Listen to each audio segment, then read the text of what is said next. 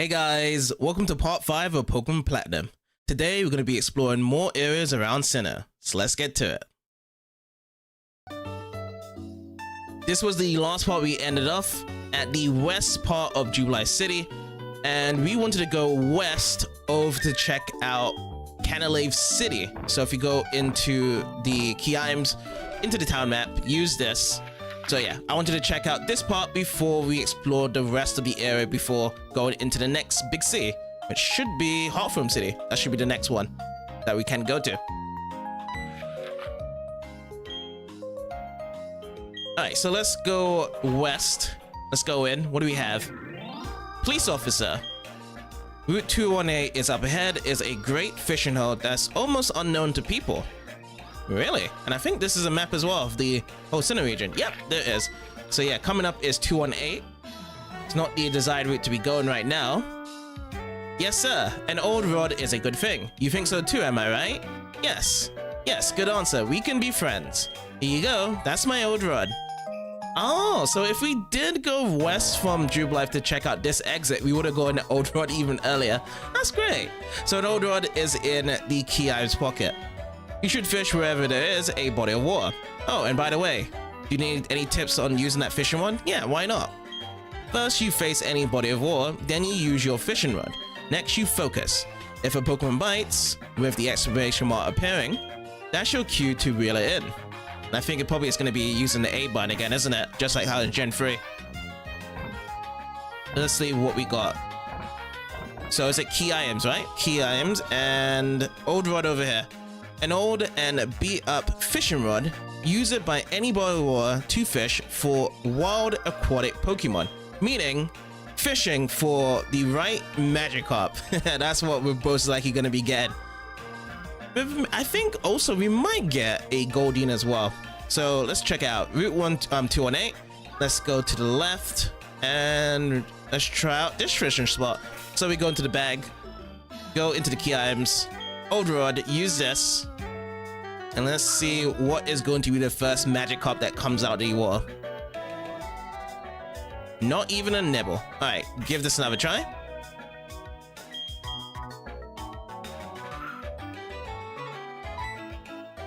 Okay, press A. Landed a Pokemon. Alright, so as soon as the exclamation mark appears upon our head, that's when we catch it. And there it is. The Magikarp level 6. Okay, we got a birdie out and we're currently level 15.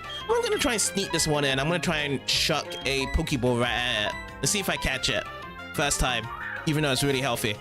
I don't have a netball. I think the netball is the balls that actually gives you a bit of oomph for water type Pokemon, water types and bug types. And gotcha, Magikarp was caught. Alright, let's check out the Pokédex readings for Magikarp. So Magikarp is the fish Pokemon, and Magikarp living for many years can leap a mountain using Splash. The move remains useless though. Can leap a mountain? Really? So if we put this to Mount Everest, could we ever see a Magikarp jumping that high? Possibly so. I wouldn't actually call that useless. That sounds like a really awesome technique. Okay, so let's go for another old rod as well. But for the highest chances, we're always going to be getting a Magikarp, for sure. But it's nice though. I wonder if that is the only thing though. It's like as soon as we saw the exclamation mark on the head, that's when we press A to reel it in. Is that the only thing in this generation? Because in the 3rd generation, when it says, oh, a bite, you press A, and then there's sometimes whereby it's not fully caught yet, and you have to do 2 or 3 cycles of that same lingo, pressing A at the same time. So it kind of is something whereby you have to have a lot of concentration, and it's a short window at time as well. Sometimes larger windows when it says, oh, it's a bite in the 3rd generation, and some you have to press A right away. Now with this one, I just pressed A, I think I would say like 0.20 milliseconds, like that. Landed a Pokemon. Yeah, so I'm definitely gonna be checking out if there is more cycles once we've done it, but for the time being it's only just Magikarps as well. coming through. So yeah, we'll just take care of this Magikarp right now. We're gonna be using our Bidoof. I decided, hey, you know, we're gonna try and evolve a Bidoof because we have made a lot of steps. We talked to that lady over in Eterna City. She has said that this Pokemon likes us a lot. Same thing with Infernape, but when we have looked at the Pokemon friendship app, the hearts isn't the same as my other Pokemons. But we've got a lot of steps there. Okay, and if we go up here, now we have this, which is accuracy. That's what we get. So it's interesting. No trainers over here, and it's just a fishing spot we can do. So that's nice though. We got the old rod at loss. So I'm gonna go into my bag, and this is what we're gonna be doing next. If you go back into the town map, we are going to be getting all these berries backwards from here. So the thing that we did in the last part, at the very end, we're going to be collecting the berries over here, and then we're going to be making our way along this route. So this route is Mount Coronet. That's going to be the next one. So we're going to probably go from eastwards. Is it eastwards, or should we go this way? This one's route 207. I think we should just go downwards first. We should go 207, then to Mount Coronet, and then work around 211 as well. I think that's the best set. And then afterwards, we can go to 208 into Heartthrob. That'll be the gist of idea. So yeah, let's just make our morning routes, get some berries, check on the trees for honeys if there are any wild Pokemon, because we took too late last time, and carry on to the new routes.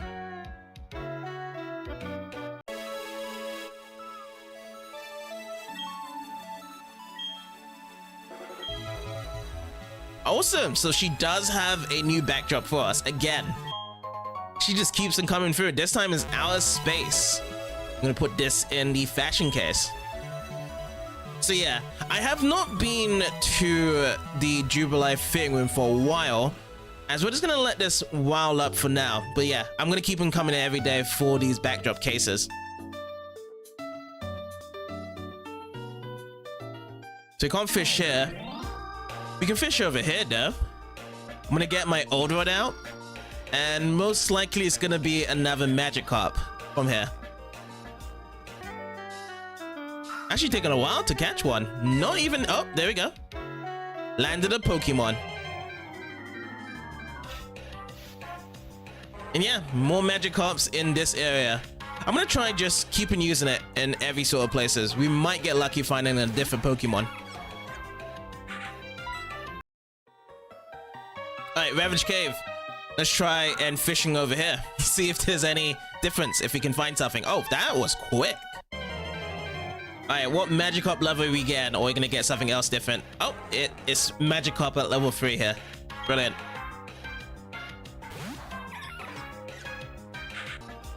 Floromatown. Let's check the tree at the top first.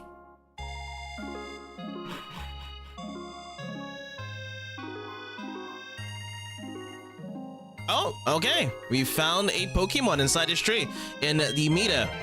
Let's get straight into a wild battle situation. Who do we get over here? It's a Heracross. Heracross.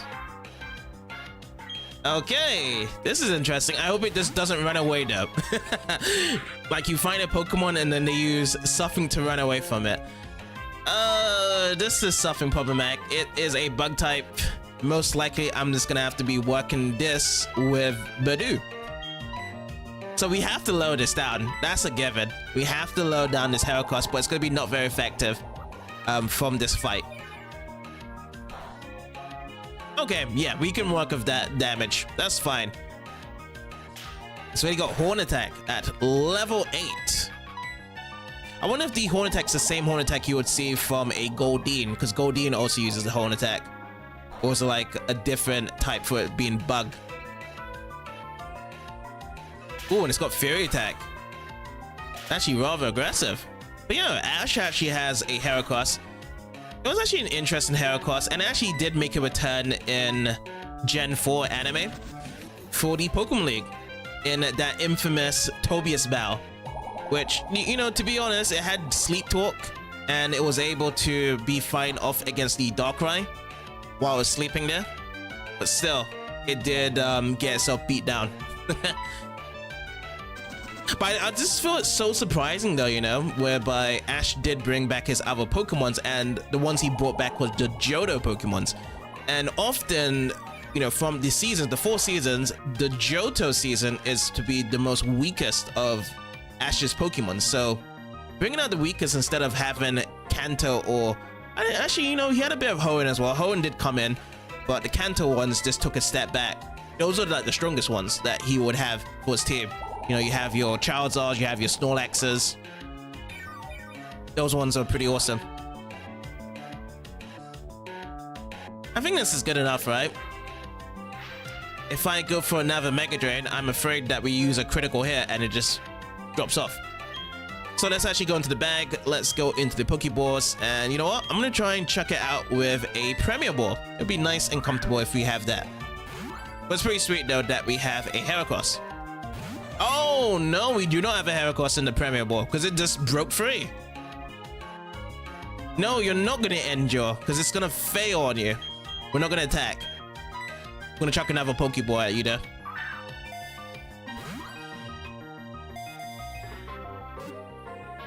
Oh man, this is going to be tough. Yep, this is going to be tough. Do I have any other move I can use? Let me see. Stun Spore. Let me paralyze it. No. Why did that activate? Okay, so now it's paralyzed. That's good. Now let's go into the bag and let's try chuck another Pokeball out. Having these status ailments onto a Pokemon to weaken it even further is going to give us a great chance to catch it. No, it's not. Not when I just said that. But next turn, I have a feeling it's going to be bad to catch it though.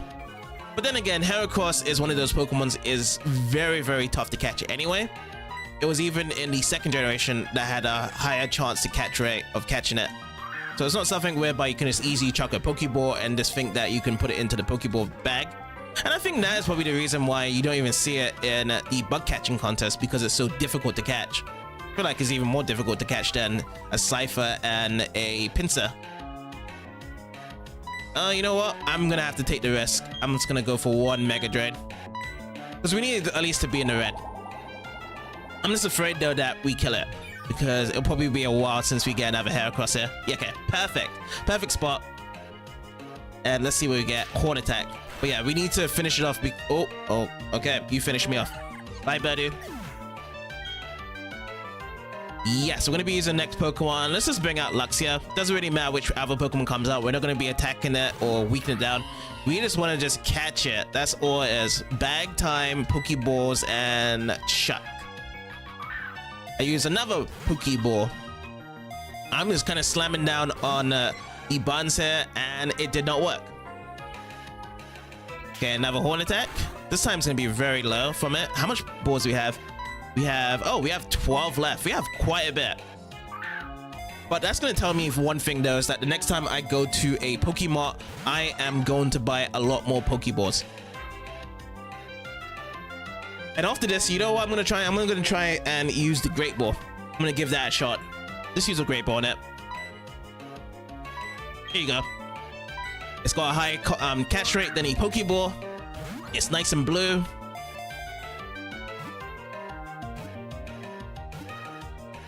And it's cool. Alright. So that's good then. Knowing that the Great Ball has a way higher chance rate to catch it, and you're good if it's red and in its paralyzed form. So let's actually check out the Pokédex for Heracross.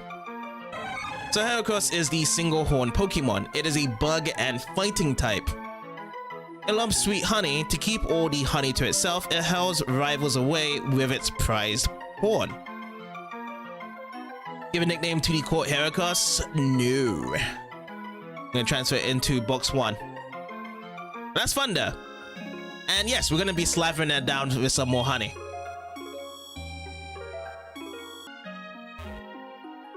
Alright, Orangeberry's done, but it's just the Avapla on the other side. It's the same thing as the last part. Man, just Cherry Berry. It's the same thing as 3rd gen. It takes forever to get these going.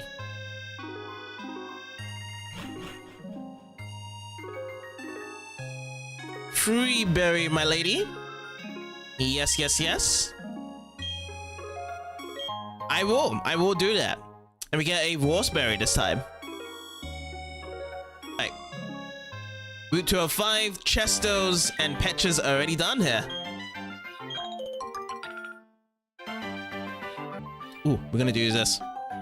Oh, what's this tree saying? Oh, I didn't see it shaking. I did not see it shaking at all. And good! This is a Pokemon I was actually looking for. Combi. Oh yeah. Alright, come out. I'm getting very lucky here with these trees now. Alright, Mega Drain. I hope it's not going to be very effective as Combi. And I am down for a Combi to be on the team.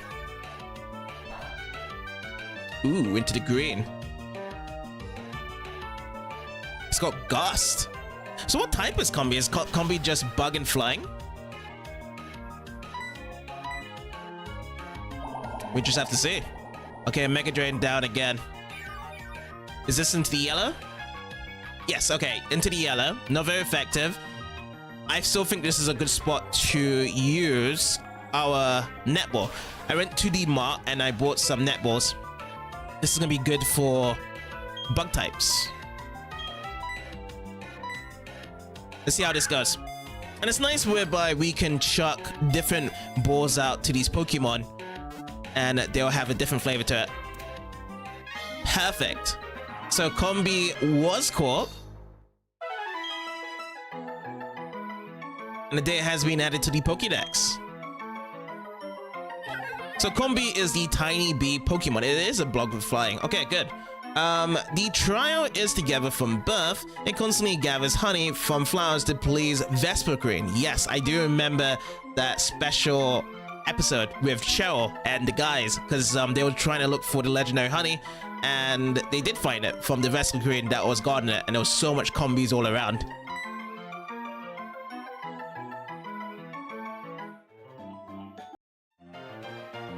Look what we have here. We have a balloon Pokemon. And I'm very surprised that the balloon Pokemon isn't in the wild grass. It's standing outside of it. So if I interact with it... Floon!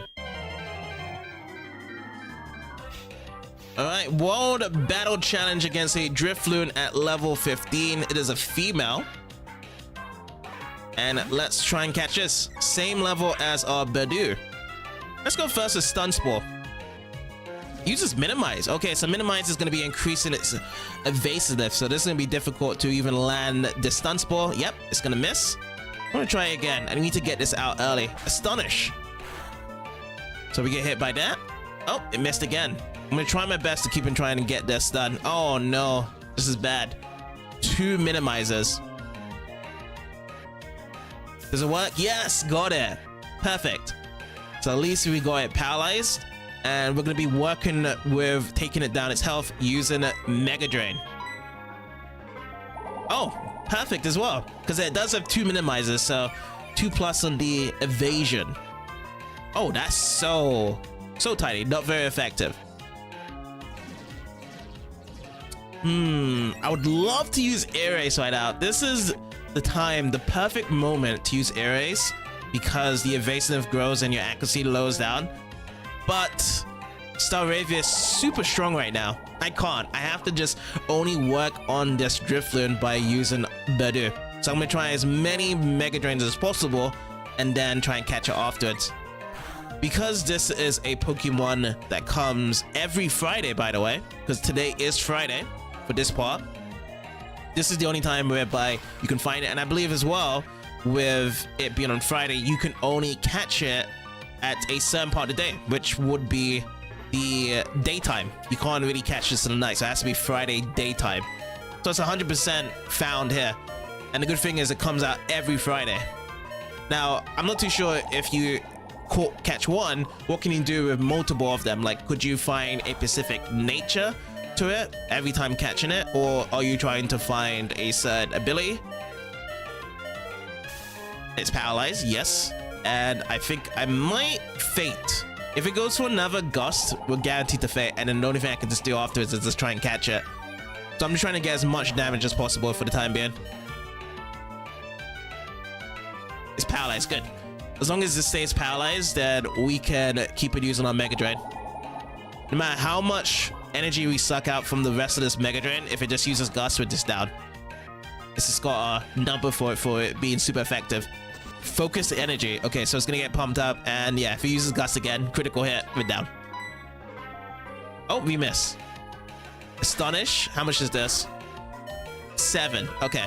7 HP. We're still standing. If we drain up and we get at least 8, then we can at least survive from another Astonish. Just have to hope that it doesn't use Gust again. Oh. Okay, paralyzed. You know what? This is the perfect time to catch it. So in the yellow, halfway through, Pokeballs. Let's go and use the Pokeballs that we also brought over into the map. So we went to Floroma Town, got some more Pokeballs now, and I hope it's not going to be as dangerous of catching a Heracross, which is not. No, it's not as hard. Not as hard as all. So we got Drifloon. So 3 for 3. New Pokemons caught already. So Drifloon. The data has been added to the Pokédex. Drifloon is the balloon Pokemon. It is not only just ghost, but it's also a flying type. Because of the way it floats aimlessly, an old folktale calls it a signpost for wandering spirits. It's one of those balloons whereby you hold it in a theme park and then you let go of it and then it just floats away and no one else grabs it and it just turns into a ghost type. That's what my theory is towards a Drifloon. Now after catching a Drifloon, it is gone. And also I see a tree shaking nearby. We're gonna have to see what this is. Let's see if there's gonna be a new Pokemon to be catching. Nope, it is a Burmy. So that was the first ever Pokemon we ever caught as well, Burmy. So yeah, all we just do, we're just gonna be taking it down and we will be continuing on next to see what else is around.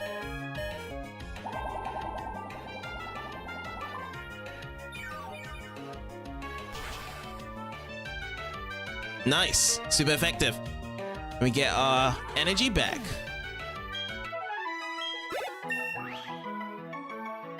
Alright, so we actually got our Bidoof to level 16. Let's see if the friendship is maximized. Everything is on the 1s except for speed and HP, which is +2.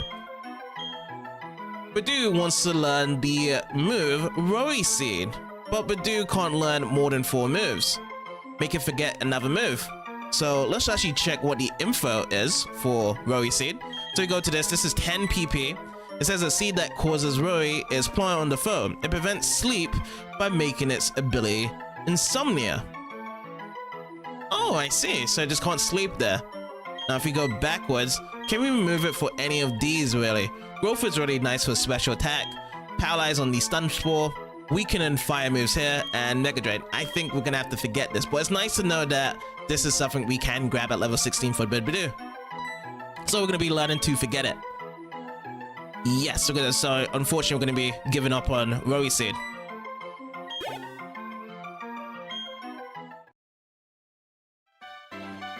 And no, we don't have the friendship maximized yet. So I feel like this is ideally going to be the best thing to check. So if we go to Bidoof here, yeah, we should probably wait for the big hearts on the friendship app checker, and then we can go for another level for Bidoof. So for the time being, we'll just have Bidoof sitting in the back part of the pie with the suit belt, and we'll carry on. Which way do we need to go? Let's try this way around. So I think there's berries here. Orans and Petras. Already grown here.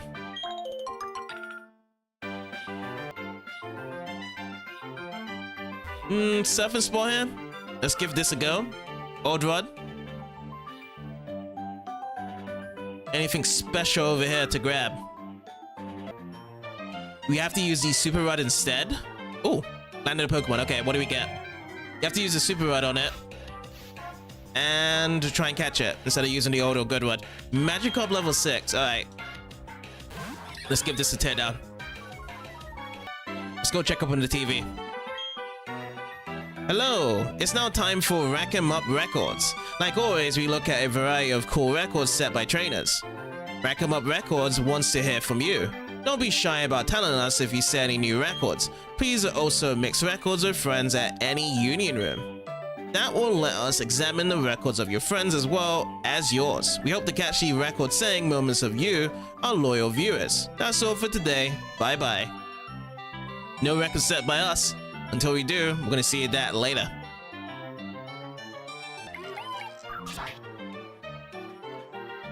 So, oh, we've got some new ones. Let's see if we get any new Pokemons. It's been different all the time, except for that Burmy last time. It's another combi. This time it is a female level 6. Already caught one already, so we'll just take it down.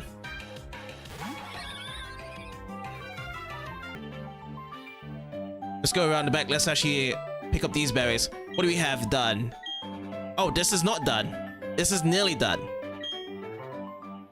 It's in this very late phase stage for this to be picked up. So that's the raspberry. This is also in bloom as well.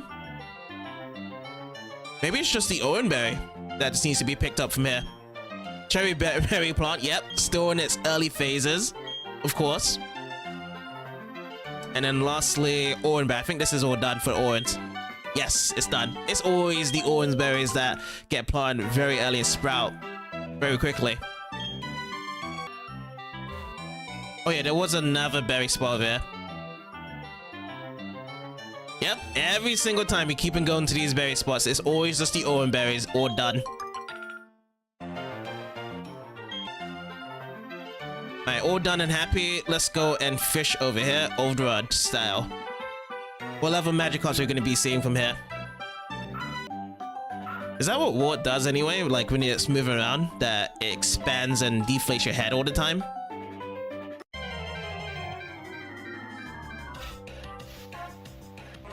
Level 6 Magikarp over here. Gotcha.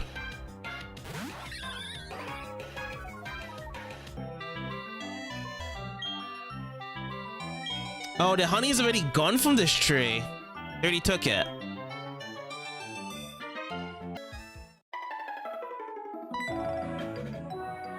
Cycling road is only for bicycles. Please get on your bicycle. Well, I thought it was gonna be something automated that as soon as you get out, that the game actually throws your bicycle onto you. But nope, it's like the cycling road in the 3rd gen, when you actually go over to Morville. Mount Coronet. Be doing that soon. At least the raspberries are done over here.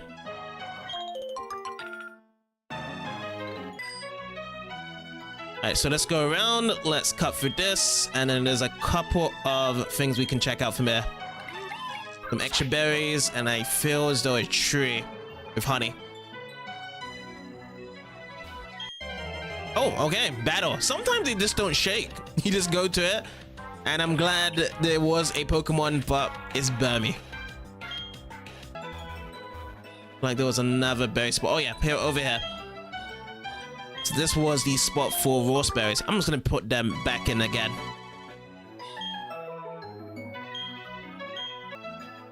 How about this spot?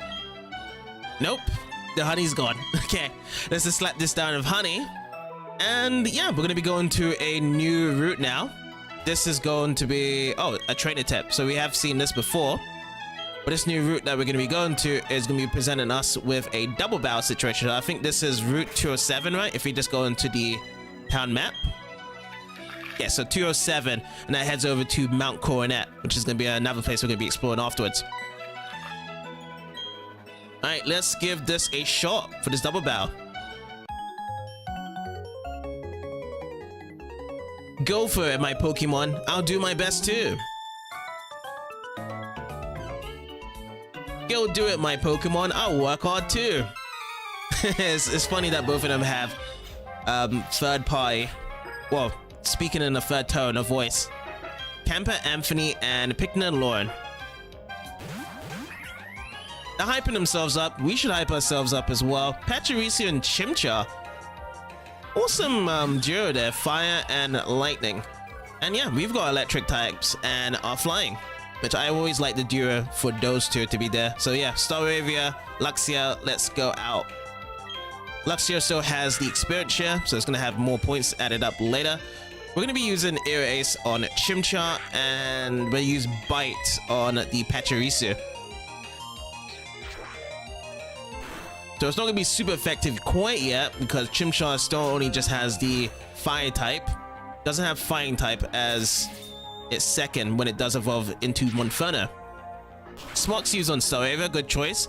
Super effective. Do we get paralyzed? No.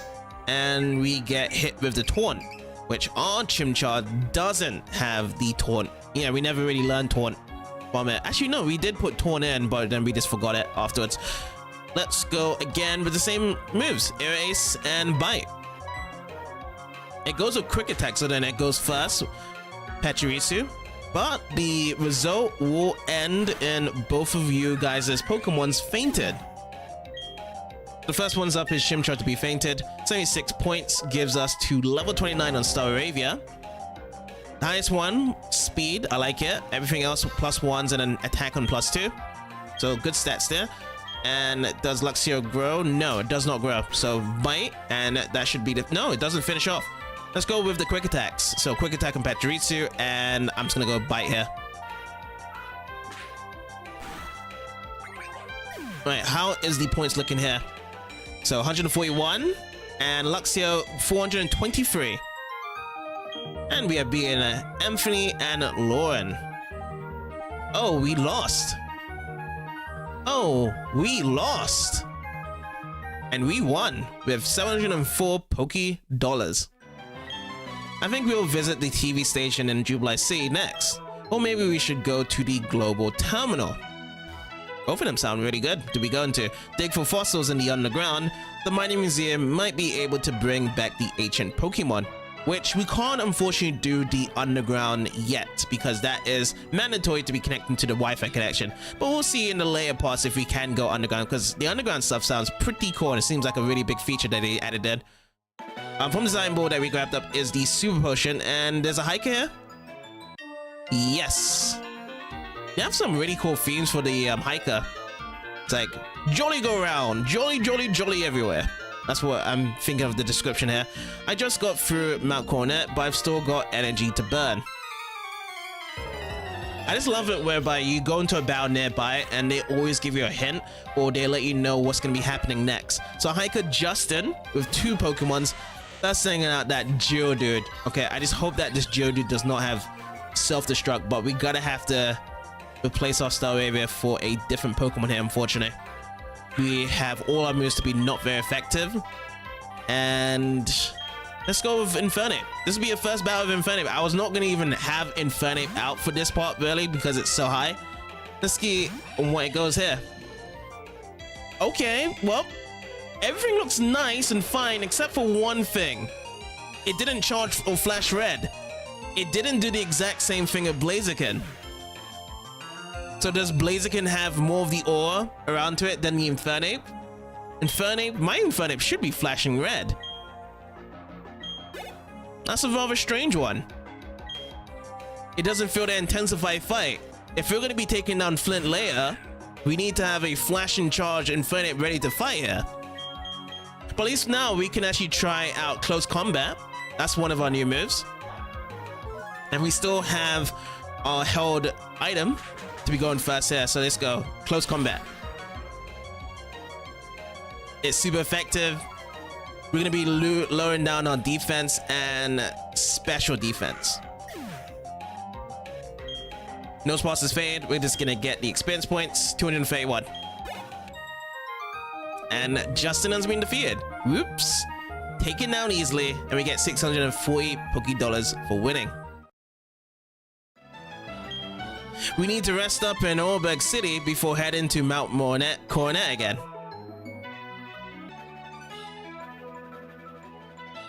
Okay, so we can't go from here. And what? Oh, Dawn? Hi JCB, how's your Pokédex coming along?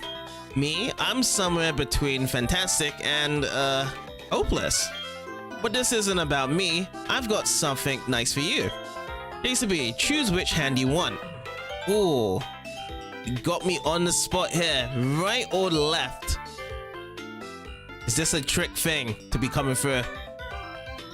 You know what? Because right is presented here first, usually I would go left. I'm gonna go right here. I see. You want the Versus Seeker. I'm impressed, JCB. You know what's important? Versus Seeker, is that what I'm thinking of what it is? Put it into the key items pocket. Using that Versus Seeker, you can find trainers who want a rematch with you. Oh, JCB, do you also have a Poketch? Yep, you do. You can have this too then. You deserve it for all your hard work, JCB. Oh, yes, I do. So the Poketch app dowsing machine. We saw the app on the Poketch. The dowsing machine app locates unseeable items. Oh, so this is item finder. The dowsing machine is something you should touch often. It will tell you if there's an item on the ground that you can't see. I think there's something here even. You should try it out. Okay, let's keep working on our Pokédexes. Professor Rowan is counting on us. Alright.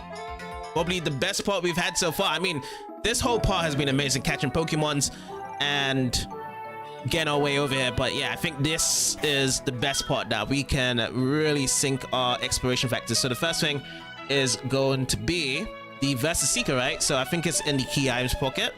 If we go here, a device that indicates trainers who want to battle. Its battery charges while you walk. Battery charges? So if we use it,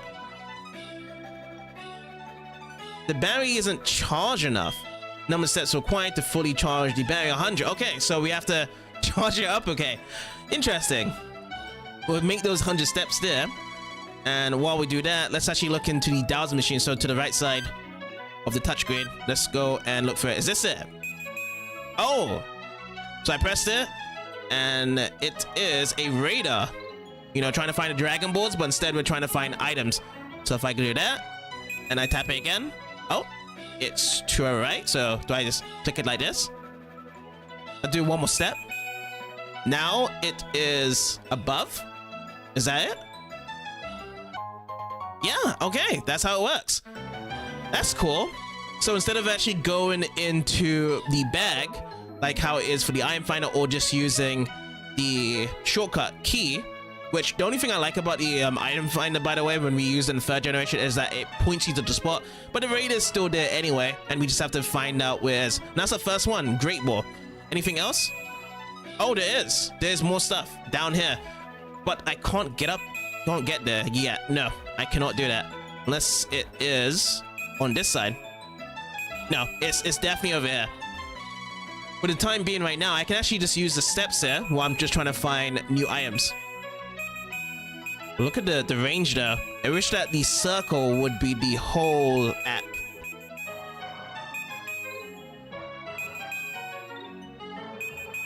Let me see if there's any more stuff around here. Oh, and these berries are done. They're done so fast. Did I actually even do these? No, I did not do these berries. Let me pick these ones up, and then we'll actually be checking more of this finder. Alrighty, that's all done. And yeah, when I have search around here, there's not anything else. Let me check on the Versus Seeker though. My Versus Seeker in the key items. So use it. There are no trainers within range who can battle. Let's try using it somewhere else. Oh, okay. Now this is something interesting then. If this is what I'm thinking, the concept of Versus Seeker, it was easier to do in Gen 2 and Gen 3 because we have the Pokénav and the Pokégear to use it. And we can find it within using the app for who's ready to battle, who actually wants to call us. This one now, we have to ride around, then bring it out and be like, okay, anyone want to battle here? And then they also removed all the descriptions for each of the trainers as well, so we can't register him as well. Okay. Let's first of all, let's try and find a rematch trainer as we go on our journey. But this is definitely, I feel like, kind of a little loose downgrade. But we're going to have to test this out though. I'm going to have to test this out a bit more before I reach that conclusion. Yeah, I'm back here, and you know what? We are going to go into Mount Coronet. We're not going to be going to Route 207. Route 207's around the corner. Let's check out Mount Coronet here.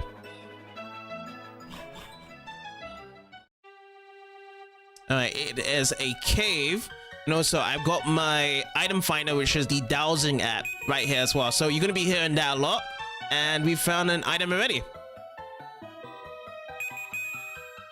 It's probably one more. Oh, and we got our first wild battle.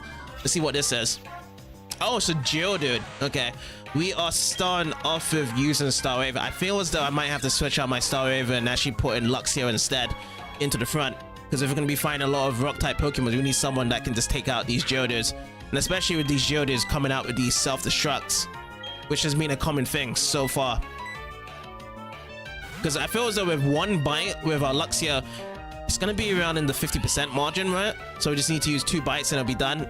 And it uses self-destruct. Yeah, every Geodude, somehow, someway, they decided to use self-destruct very early in this game to put into these Pokemons rather than use it later into the stages if they're into their 40s or 50s from previous generations. 49, 148. Okay, but the first thing, I need to get the item here. So, right there. Energy powder we get. Well, at least the dowsing app is so cool, whereby you always have the app ready to go, click on it, and it can be working. Let's try fishing. Let's give this a shot here. I already got my fishing on the register here. Not even a nibble. Give this some more try again. Oh, okay, we found something. Landed a Pokemon. And what are we gonna get out from this? Magikarp, level 5. Alrighty, but yes, we have switched over to using Luxio now. Starraver's got the experience share. I think this is going to be more easier to deal with the wild Pokemon here while we explore.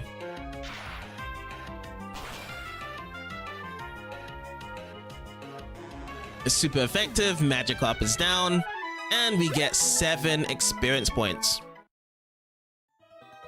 Alright, let's carry on.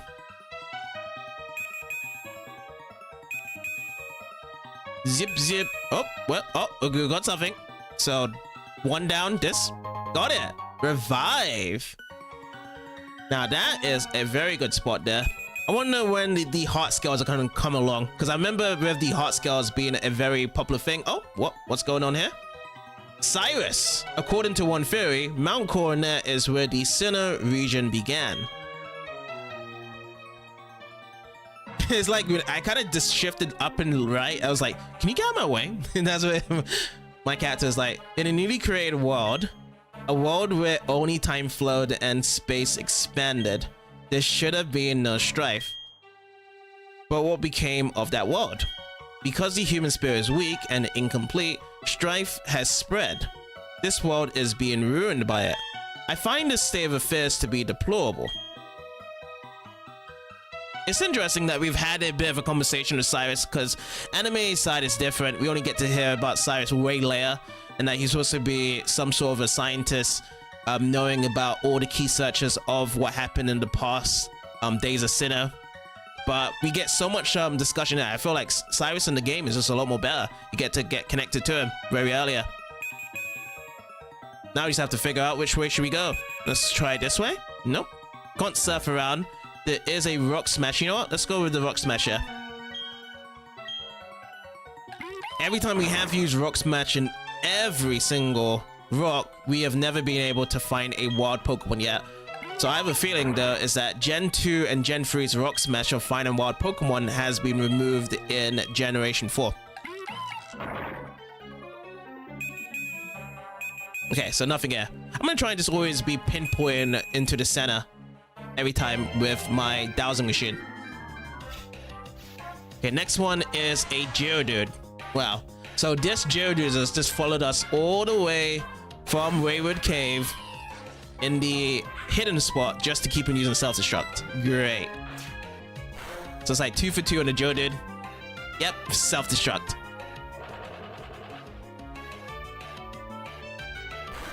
Let's hope that Luxio takes the hit good. Ooh, on 2 HP. But we do get the experience after, so 99. Okay, so into the bag. Let's go into the super potion. We're going to be using this up. Yes. Luxio. And that is the rest of my potions. So what I'm going to do, I'm going to be going back to the Pokemon, get some more super potions, and then we'll come back to Mount Coronet. Alright, so we're back in Mount Coronet. And we've just gone up the stairs, and we found another thing to use. So, on this rock. Stardust. Stardust being an item whereby we sell it, right? For a certain price. So let's go into the item slot. Go all the way down. Lovely red colored sand with a loose silky feel. It can be sold at a high price to shops. Okay, great. Another thing to get money from. But this is pretty cool though. The dowsing machine. Having the item finder and experiences, the two go-to items that I've always loved in every generation. Which was interesting of actually getting experience, by the way. It kind of felt similar to Generation 1 because we had to see in a certain amount of Pokemon. I know in Generation 1 you need to capture a certain amount and we get the experience ore. It's nice that that has come back. That type of conditional factor. And it's a meta type. Meta type being a fighting and psychic type. I am very curious because this is a Gen 3 Pokemon, by the way, and we did not get a Medicham because we use God of War. Could be possible that we use a Medicham for this run. Hidden Power, not very effective. Okay. Well, let's go into the bag. Let's get the Pokeball out. Let's use a Premier Ball in it. Let's give this a shot.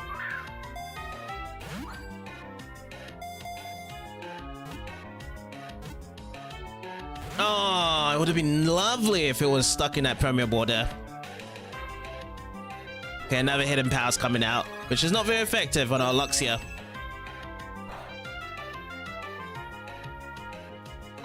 Do we have something to paralyze it? No, we don't.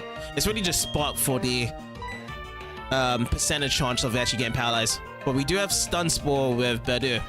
Well, you know what? We'll just chuck out with another Pokeball here.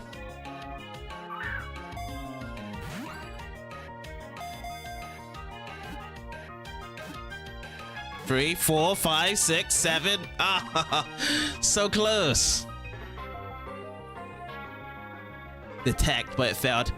Alright, but because of that last chance of trying to chuck it with the Pokeball, I still think it's guaranteed now. I think it's sad now. Third is the given to get this Meditite into the ball. Oh, damn. Nope. Appeared to be caught. Alright, let's go for another one. Let's go Meditite. 2, 3. Oh, again. So close. And Hidden Power. I can't use anything else on my Luxia. Meditite will just drop down. Got 18 Pokeballs left. I'm kind of spamming a bit of buttons here. Back and forth.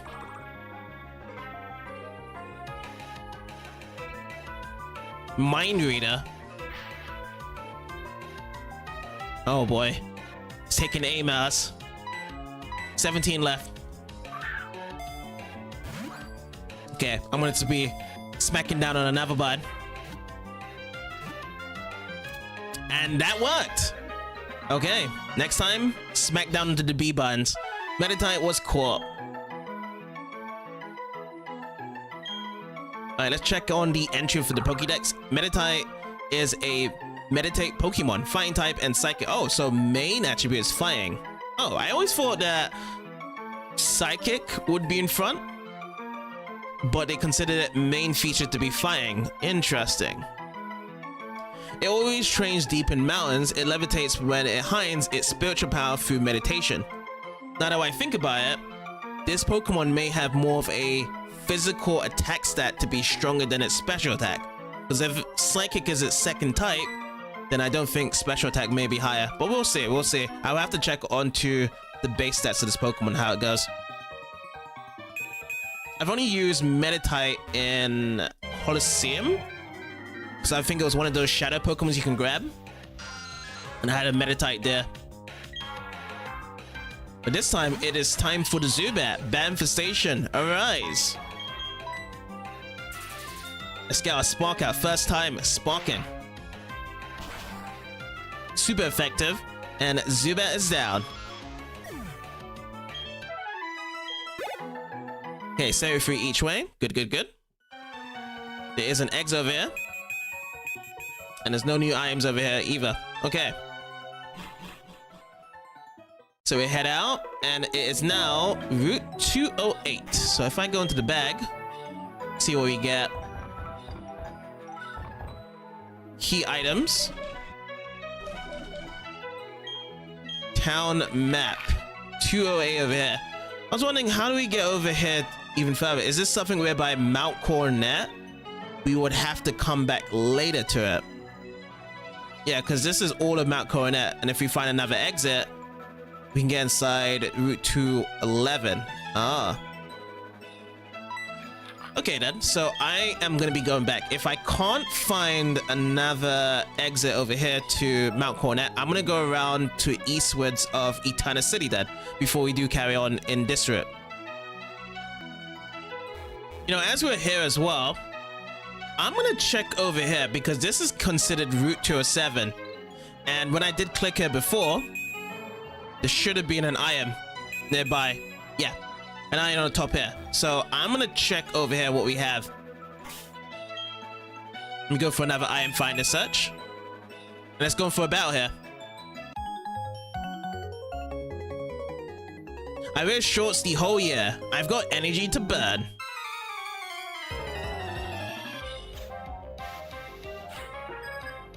You are challenged by youngster Austin. Austin sending out Breeze. Okay, level 18. Yeah, we're in the right place then. So if Route 207 has these levels, then yeah, we're in the right place. Let's go with the spark attack. So yeah, around the levels to be same around with Wayward Cave, I would say. Level 18, level 19, average if this is it. Coming to the 20s, early 20s if it's just one Pokemon. Luxio. Nope. We are keeping Luxio. Okay, no intimidation. There's a possibility with the ability for intimidate. I decided not to have intimidate for my Shinx. I decided just, yeah, getting the first Shinx out, catching it, using the ability whereby if we have the same gender as a Pokemon, we get stronger from it. Because Staravia is all about the intimidation. Because I knew that Staravia would have intimidation. So I prefer whereby each of our Pokemons have different abilities each way. And look at that, 225 experience points. Luxio grew to level 30. Alright, plus 2s on the attack and special attack, plus 3 in the speed, and then 1s on the defense. Not bad. No new move to be learned. Last one, oh, Gligar. Yeah, we'll keep it, but it's just now that we just can't use Spark. It just doesn't work. Just have to use Bite.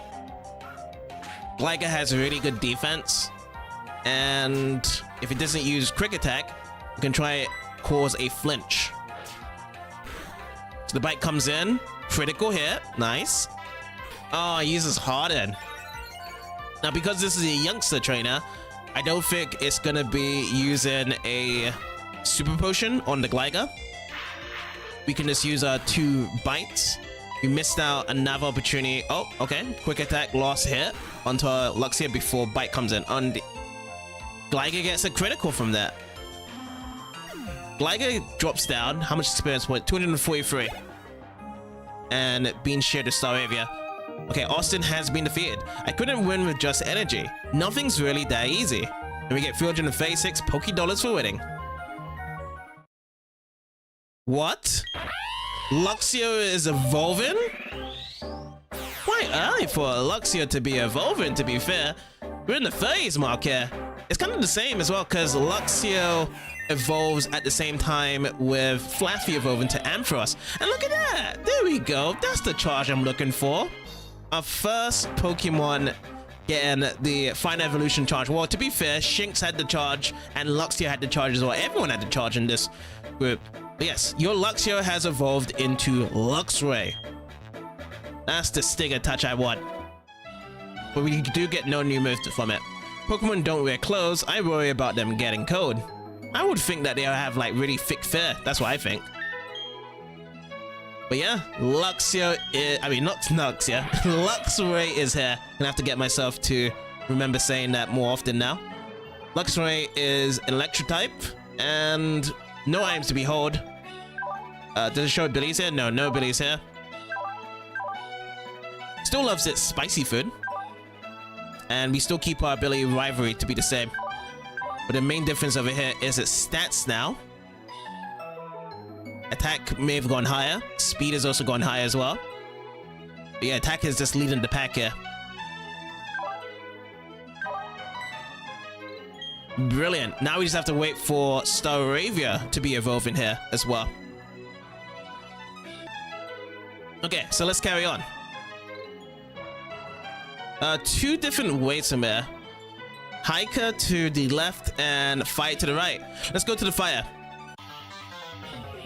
And let's give a try to our new Luxray. Okay. Let's be quick about this.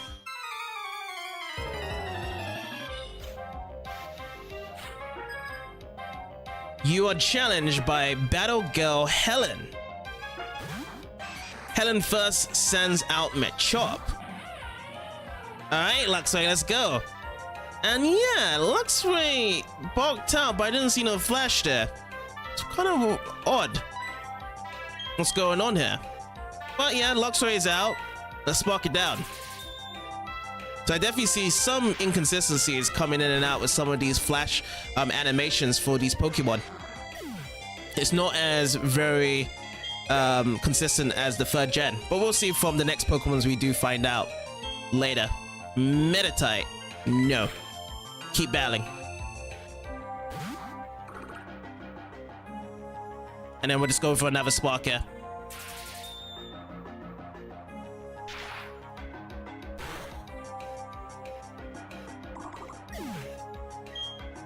Alright, 204. And 204 for Staravia. Helen has been defeated. Oh yeah? Let's do this again. Oops. I'm out of Pokemon. And we get 336 Poké-Dollars for winning. Yep. Good going. I like the way you battle. I like the way you battle as well. Okay, so I believe there was supposed to be a hidden item over here. Let's give this a shot. Yes, to the left.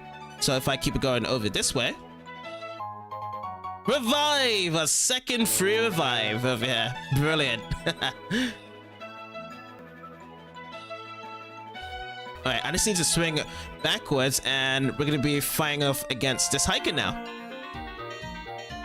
Wah! Laughter brings good fortune.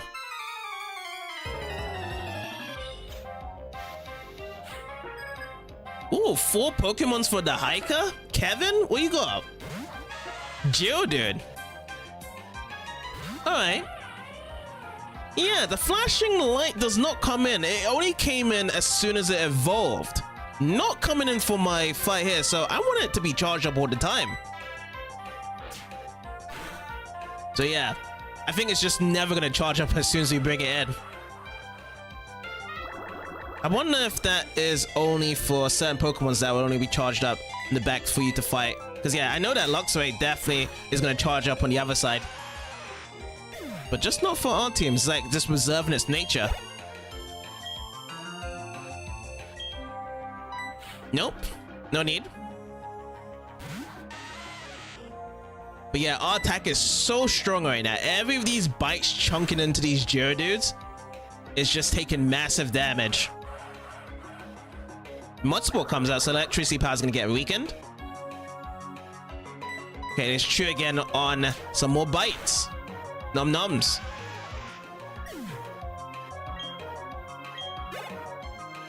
Yeah, I think it's good though, just to hold out with Luxray, and then Staravia gets the XP at the back.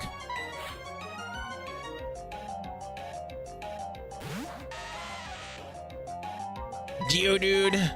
3rd time the Geodude. Is the last Pokemon going to be sending out going to be a Graveler? Ooh, magnitude 5. This could actually kill our Luxray. No. Okay. Luxray's got good defense to hold up. Now, if I go for another bite, is that going to go into the red? No. It's good. It's good. It's good to actually clear off the Geodude. Sometimes I just forget, like, is it going to kill or not? It's going to be so close. That's why I'm always looking at the bars. Onyx. Okay, so Onyx is going to have better defense than the Geodude, but it's not going to have the right moves. Like, I would never see an Onyx right here going to have magnitude from these trainers. Or even using self-destruct. It will have the Screech Dose to be lowered down the defense of a Pokemon, so defense harshly fell. And do we need to just chuck down 2 bites before it's finished off? So it's into the lower yellows. Oh, and it flinched. Let's hope that this is the last bite. Good. So Onyx drops down. And we get 219 experience points each way for both our Pokemon. So Kevin has been defeated. There's nothing that I can do but laugh. And I even laugh even harder. For 608 Poké-Dollars for winning. Go ahead. Laugh at me, the loser. Okay, laughing's over. Let's see if there is my thing. I think it's over here, right? Yeah, this is it. Rare candy, a free rare candy. Let's go. In this corner. Okay, let me cross over this bridge. Oh, so this is where it ends up with. Okay. Revive. That's the last spot then. So yeah, Route 207 covered. It's nice that there's a little pathway for all these trainers to be battling. And some hidden items over here. So yeah, as I said before, we're just going to be going to the north side of Eterna and go eastwards from there. Because Mount Coronet is all done. We just need Surf to go even further. Oh, you know what I should also try? Let me try the Versus Seeker. If I go Versus Seeker here. Bag. We have just defeated them. We can't record the thing right now, but let's try out Versus Seeker. Use it. Oh! That's how it works? Interesting. So the rematch, you just get them to be notified in the area, and we just run over to them. And do they just oh, they're just like rotating, so I have to talk to them. I wear shorts, I have lots of energy, I'm not losing to you. Now we just have to see if there's any upgrade in terms of levels there when it comes to the rematching. You're challenged by youngster Austin, 3 Pokemons each. Breezel, oh, still the same levels, still the same. Level 18, right? Start off with Breezel.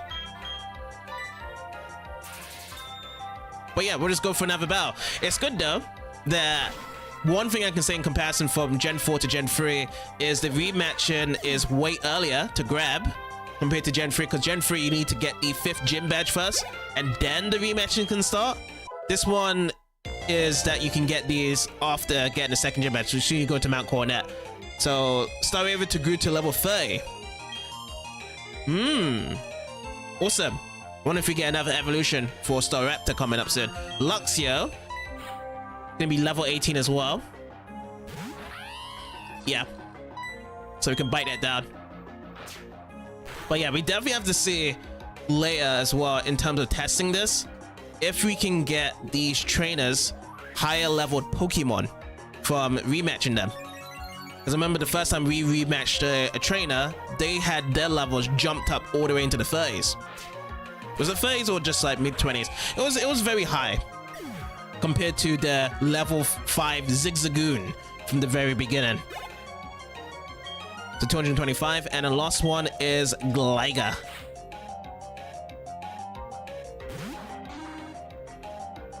So Gligar time, let's buy it.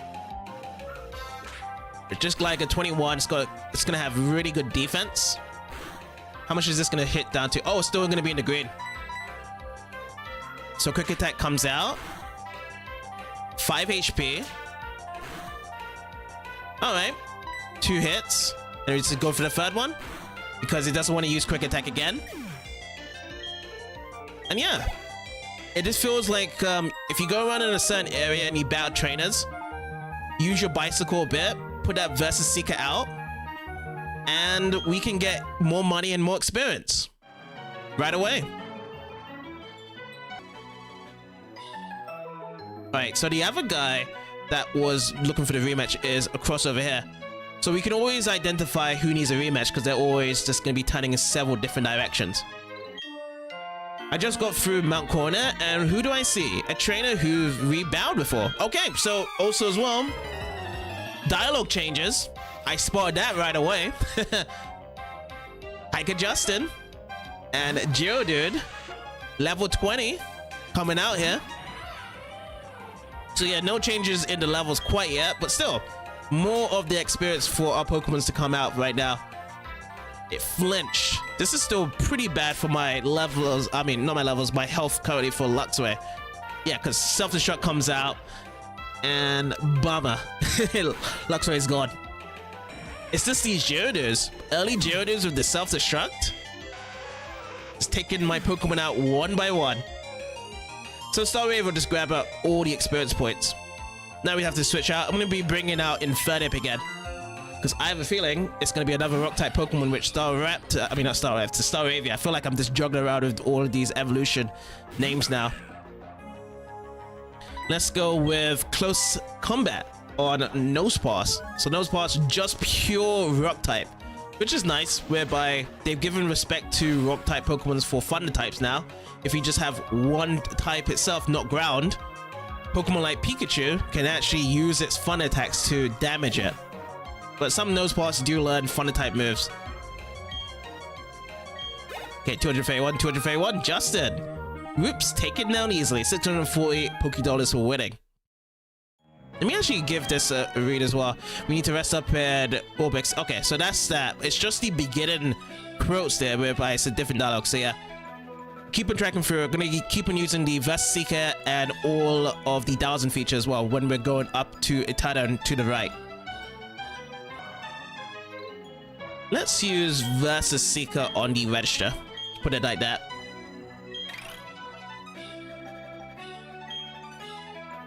$24. Let me just slow it down a bit. Let's go for it now. Oh, look at that. It's already done. You can literally just be around and we can go for rematches again and again. I don't know what to say about it. This guy, we just had a bow, this hiker dude. We just had a bow. Wow. This is the early strat then. Like, if you need some experiences, money, just keep on battling these guys again and again and again, because they just always want to bow.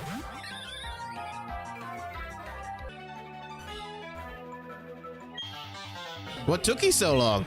We waited here a long time for a rematch review. So yeah, rematch with this lady, because she also wants to get the rematches over. Battle Girl Helen, and first comes out as Machop. The good thing is that I got my Staravia out and we can take it down. Okay, throws Machop, attack. Okay, let's use Ring Attack. Let's go with this. So yeah, no changes in the levels. It's just gonna be using Machop and Meditite, right? Meditite's the second Pokemon that Helen brings out. Yep. As we just bowed a few moments ago. Which Meditite's also gonna be level 21. And we can just clear it down with Ring Attack. Oh, the tech comes out first. Okay, Meditite protects itself, uses Ring Attack, but no dice. Alright, Ring Attack does connect, and Meditite is down.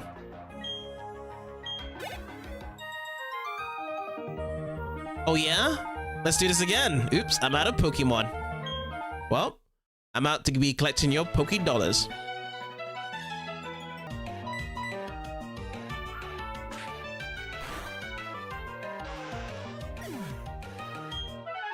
$173 up to 31 for Staravia.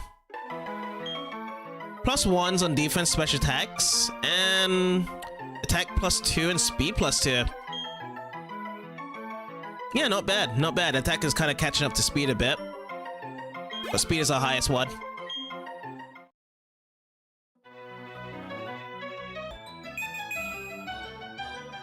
Oh, we found something. So downwards. So 1, 2, 3. This. Got it. Tiny Mushroom. Tiny Mushroom. I remember seeing that in Gen 3. I just need to read up the details again of what it does hold here. Small and rare mushroom. It is quite popular among certain maniacal fan segments.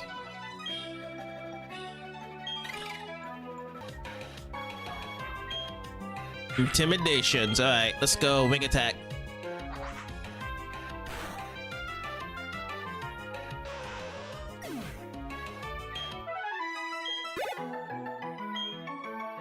Luxray! Welcome to level 31, where you get your attacks +4 and higher stats awaits.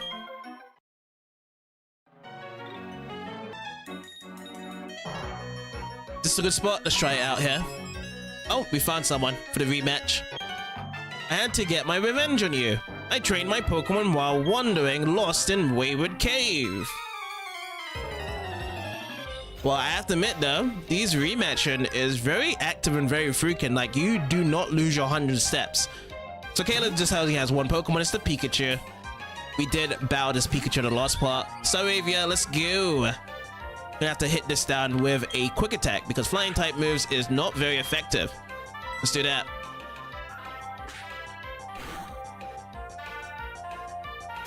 Ooh, static, and we get paralyzed. Yikes. Well, Pikachu's down. 184 and 184 in the Luxray.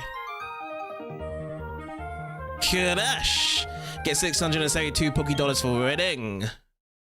And I feel like it's gonna be the same dollar here. Oh, why do you have to beat me? Hope that you get, yeah. Yeah, I remember that. I remember that from last part. And we never did. We never did. Okay, let's get to dowsing. Oh, found something.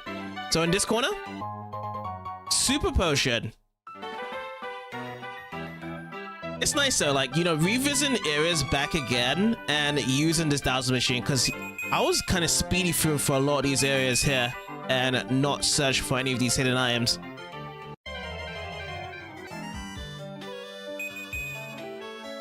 Okay, so 211 northeast route from Eterna. We have not been in this place here, and we got the dowsing machine along with the Versus Seeker.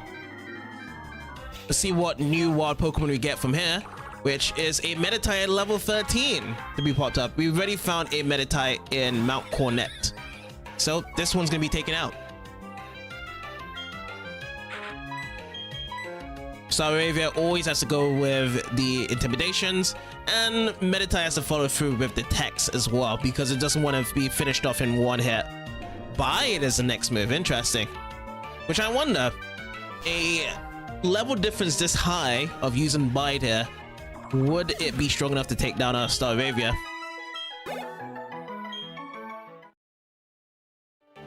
Okay, let's carry on. Oh, there is a spot over here, right?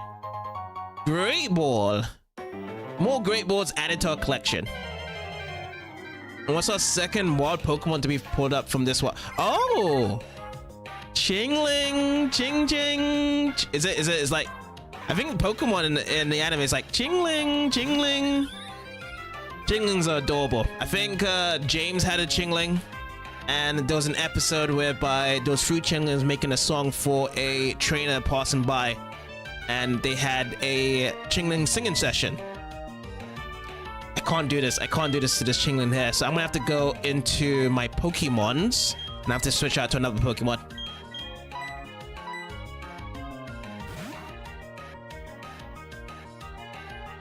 But yeah, Chinglings evolve into Chimecho, but it's just adorable in its own basic form though. Just a chiming bell. Let's go with Mega Drain. Mega Drain should just be normal damage against a Chingling. Yeah, that's good. So into the green. Let's get into the yellow. That's what we're trying to go for.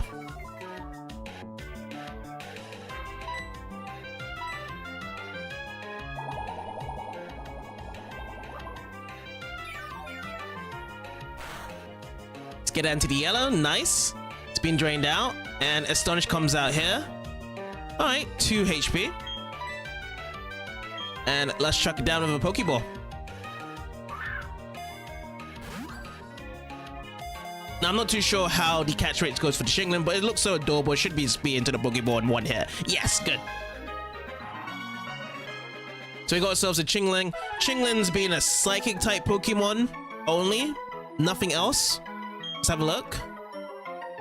Yes, so Psychic Bell Pokemon is so tiny. 0.08 feet. There is an orb inside its mouth. When it hops, the orb bounces all over and makes a ringing sound. Charming. I'm gonna put this into the PC box.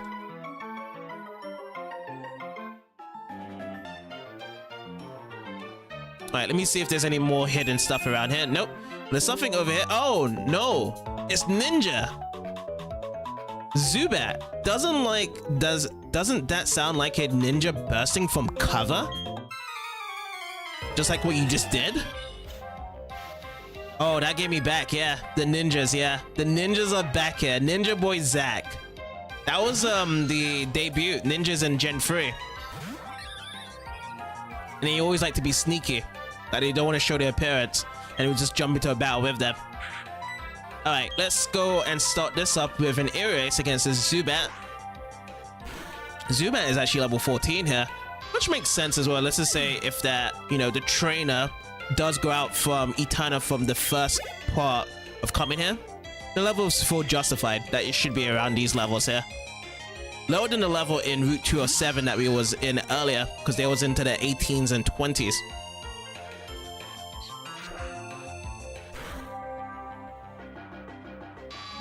That's the second Zubat down. 81 parched in. And last one to come out, another Zubat. So the third Zubat. 3 Zubats. Bat infestation. Clearing in. And we're going to be clearing out with another Ace. Bye-bye. Alright, Zack has been defeated. Oh, my Zubat. Tri-stars. And we get 112 Poké Dollars for winning. Sowing confusion among the foe is one way in ninja battles. A Pokemon can't overcome its confusion unless it switches out. Yes. That's what I love about confusions. Just switching out, finding someone else to take over. And I think that's it for terms of hidden items. Let's cross over this bridge then. What do we have here? Mount Coronet. Before we go into Mount Coronet, I do see rock smashers. I want to check outside here first. But here comes the hiker. See how Mount Coronet towers above us? I want it to be big like that one day. Well, let's go for it. Hiker Lewis wants to be battling 2 Pokemons out, and here comes a Gyarados. It's a level 14 though. I don't feel as though this Gyarados is going to have a self-destruct. These self-destructs are being originating from level 18 and above. You know what? I'm going to fight out because it is kind of a low level here. Let's go with Air Ace. Most likely we're going to take it down to 2 hits with the Air Ace. Yes. Okay, so it is at least going to the yellow here. Oh, that defense card is going to push Air Ace for 1 more to come in. Which, yeah, that's fine. We'll just keep it good. Even if it does use another defense card, we're good. Yeah. It tries to double down with extra defense, but nope. The third Air Ace will be enough to take it down. 10 more PP left on the Air Ace, so we've got 9 left. And the famous cries of Geodude going down. 109 each way for Staravia and Luxray.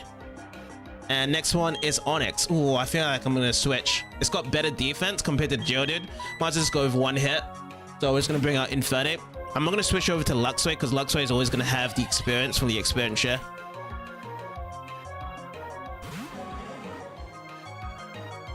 Let's go close combat.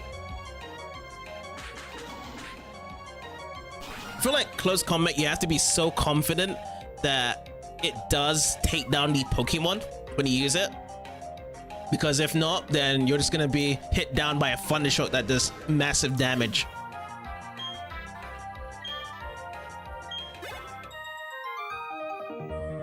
You loom before me as a giant presence, and we get 576 Poké Dollars for winning. Mount Coronet has long been known as an ancient and mysterious mountain. It has been mysterious so far because we need to be checking if we can actually explore everything from there, because it's been more about surfing in Mount Coronet, from the south side at least. Oh yeah, let me just search up all this part. Nope, not that. And looks like another trainer down here. Look at these beautiful rings. Beautiful rings. Oh, the first thing I thought about was Beautifly. Oh, Alexandra, I feel as though I'm wrong. Starly, okay. Starly's coming out. So Starly, then Staravia from the 2 Pokemon slot here. Let's see, find out. So Quick Attack comes out first for Starly. Area Ace 60 damage is going to take out this Starly, right? Yes, it will be. I know Taylor would be guaranteed down, and Sweller. Okay, 102 each way. Good, good, good. Oh, next one is Hoo. So not the evolved version of Starly. All right, first time Hoo coming out. Let's switch this to a ring attack here. Yeah, down in one hit. Good job, Staravia. All right, Alexandra has been defeated. Oh, you.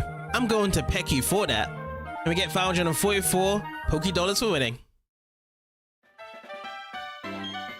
There's a bird Pokemon that can learn human speech. Did you know that? Chatot? Chatot. I think it's Chatot. And we found TM12 Taunt over in this corner. So Taunt should be the same description that we have seen with Monferno that was having it for a while.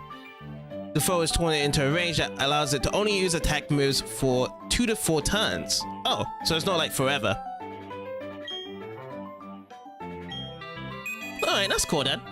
Grabbing the Rock Smash, facing off the trainer, and getting that TM. And there's a bit of Wild Grass here. 3 patches of Wild Grass gives us a Bidoof. Alright, this will be our Wild Bow to take out, and then we'll just go into Mount Cornet from the top side. We'll see what that gives us. Let's go Quick Attack. Quick Attack would be good.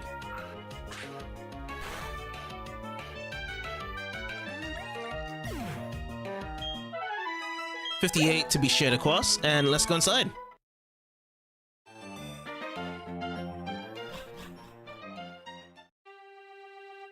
Alright, let's start off with our dowsing machine.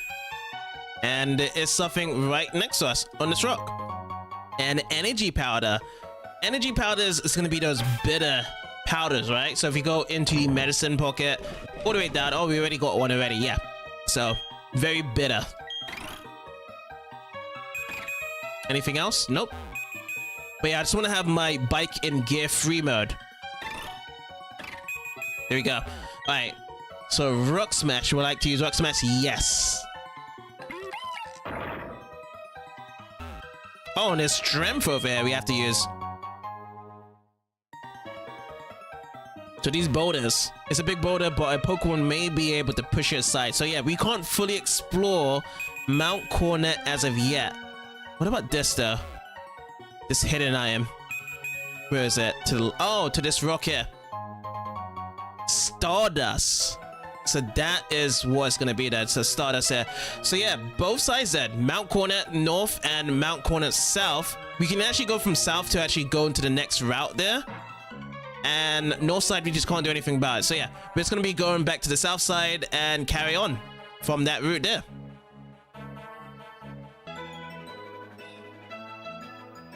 I have a feeling that if we do this again, we're gonna get matches. I knew it. Was anyone else turning their head around? No, it's just this guy.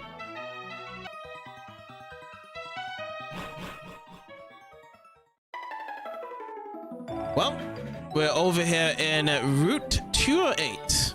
So this is the exit of the south part of Mount Cornet. You can cross over this bridge, and it looks like there's going to be a hiker bell as we start here. Different directions that we go into. If I beat you, will you share some food with me? Yeah, sure. I have a bit of bitter energy potions inside. You can have all the bitter stuff if you beat me.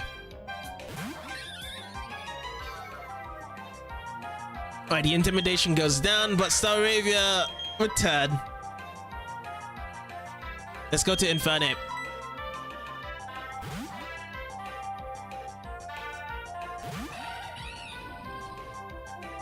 Sandstorm's coming.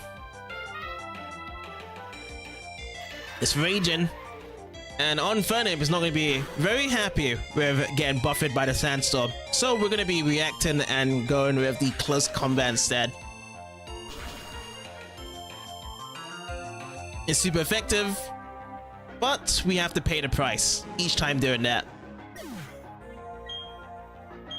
Alright, Staravia, Luxray, and Infernape all sharing the points there. And we've already defeated Jonathan. We were starved for food, and now we're starved for a win. We get 704 Poké Dollars for winning. I feel even hungrier. Maybe I'll chow down to some berries. But that's kind of gross. What am I, a Pokemon? Don't say it like that. I mean, I'll probably chow down if I'm hungry. Oh, we got Karate Man up here. This Karate Man's going to pulverize you. Pulverize me? Or bring you up your dukes. Actually, do I even... Oh, I do have some fighting type moves, to be fair, but I just don't have, like, the fighting type Pokemon, like your Metchop. Alright, let's just start with the Staravia, which will counteract your fighting Pokemon here. Let's go with Ring Attack. Ring Attack should be doing good against Metchop. Super effective, and Metchop is down.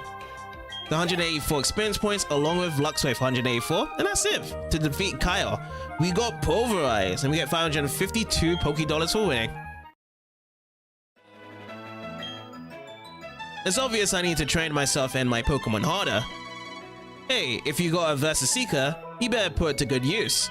Nothing beats some repeated battling for toughen up your Pokemon, which I will. I will be doing it after being clearing up from everyone here. Oh, okay, so Iron Ball over here. Great Ball. Another Great Ball, but this time it's not hidden. Now what's this on here? This is new. The wall is very rocky. Will our Pokemon's moves scale it? Oh, so we're going to be getting a new HM move. Rock Climb? That's the only thing I can think of. If it's called that. Alright, no hidden items here. And we can go back. Oh, and there's Waterfall. We need to get Waterfall. And usually Waterfall's late game, right? Of getting that. So we'll be on the lookout for it.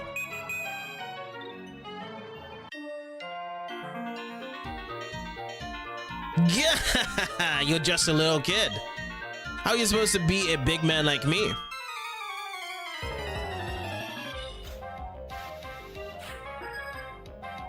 And we're challenged by Hiker Robert. Oh, first one's up. Nose Pass. Which, yeah, you know what? Take a break, Staravia. It's gonna be not very effective, and I would assume that Nose Pass is gonna be pretty much of a rocky situation. So let's go and get Infernape out.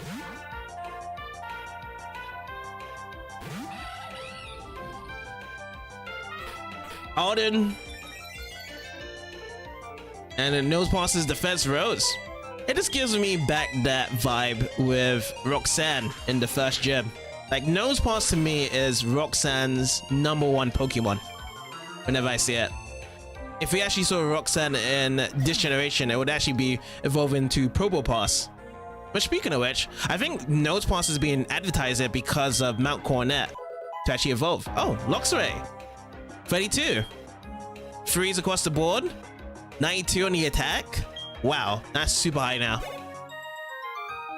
And Rob has been defeated. Only one Pokemon I've seen in terms of it. Oh my, a big man like me got scored. 704 Poké Dollars for winning. Wow, you're sure impressive. I guess it makes no difference if you're young or old in battles. Nope. As long as you're good, you're good. Alright, let me see what else we got.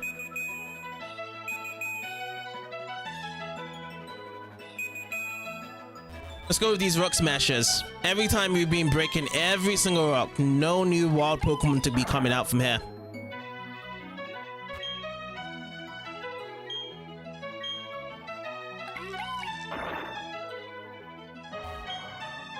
Alright, third one. Smashing it down. Let's see, one more time. Nope, nothing here. But over here though, something is visible, and it is an Ether. Great. Just in case we go into a long cave and we need to get some PPs. And then Ether is going to be super important later into the game. That's what always happens with strong moves. Less PPs, but we'd have to get so much Ethers around. Okay, so I'm just going to be buzzing around here real quick. Oh, there's a new tree. Oh, there's something underneath us. That's going to be another tiny mushroom to be grabbing out, because we actually got a tiny mushroom from earlier. Now let's go to this tree here. We're gonna put some honey into it. We have not gotten a wild Pokemon out from this grass yet, but we have found a wild trainer. Oh, you want to have a battle? I was meaning to enter a contest, but being you won't take long. Oh yeah, we're actually getting close to the contest bout. We are challenged by Aroma Lady Hannah for 2 Pokemons. So first one coming out is Roselia. Roselia just praising the sky. We're gonna have to get our intimidation out first with Staravia. And let's go and use this with Ring Attack. Ring Attack being super effective against Roselia. And down it goes. We still haven't gotten Oreburgh to evolve into Roselia yet. Still need that happiness. We'll try again at probably to the end of this part and get that done. Next one up is going to be Combi. No, we're not going to be switching out. We're keeping in Staravia. Level 22 here. All right. Let's go to Ring Attack. And it's super effective. All right, Combi is fainted, 148. And we have grown to level 32 now. 2s mainly across the board, except for special defense to be +1. Looking good. 148 for Luxray. And we have defeated Hannah. We have them beat, and 704 Poké-Dollars for winning. You and your Pokemon have so much energy. I think you would do well in contest too. Yeah, I can't wait for the contest just to see the differences between this and the 3rd gen. Let's check out the first wild Pokemon battle though. First one coming up is a Bidoof level 18. So they haven't gone higher, but they are running around these grass fields now. So we have already caught them up, and we're just going to be taking them down. Let's go with an Erase to take them down. We haven't used an Erase quite yet, so let's go for that. Let's only just use 1 hit. It's our strongest move. Just yoink up the experience points, and again, we'll just look around for another wild Pokemon, see if we get something new here.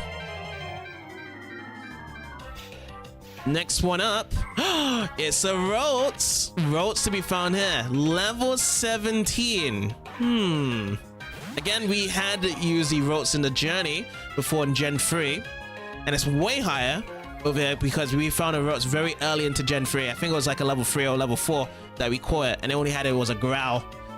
So this Ralts is gonna have confusion at level 17. Let's change up a Pokemon, and let's go with Badoo. I hope that Badoo will be alright. We got poison for Badoo here. Oh, confusion. It's gonna hurt. Yep. I am gonna go with Stun Spore. Yeah, I'm gonna go Stun Spore, paralyze this. Oh boy. Okay, double team. Good, good. I can go now with the Mega Drain. Just slow it down a bit. But the paralyze is the best part here.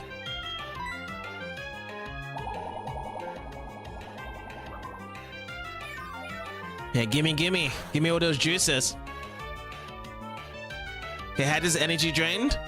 Is paralyzed. Let's go for another one.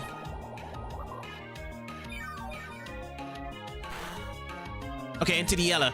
Whatever happens here, that's fine. Oh, okay. Should we go for another? No. We shouldn't go for another one because it may go for a crit. Let's go into the Pokeball. Let's go and use a...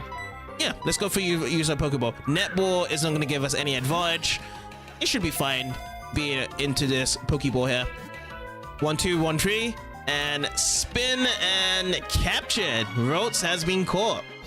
Level 17. Alright, added to the Pokédex. Let's see for the info.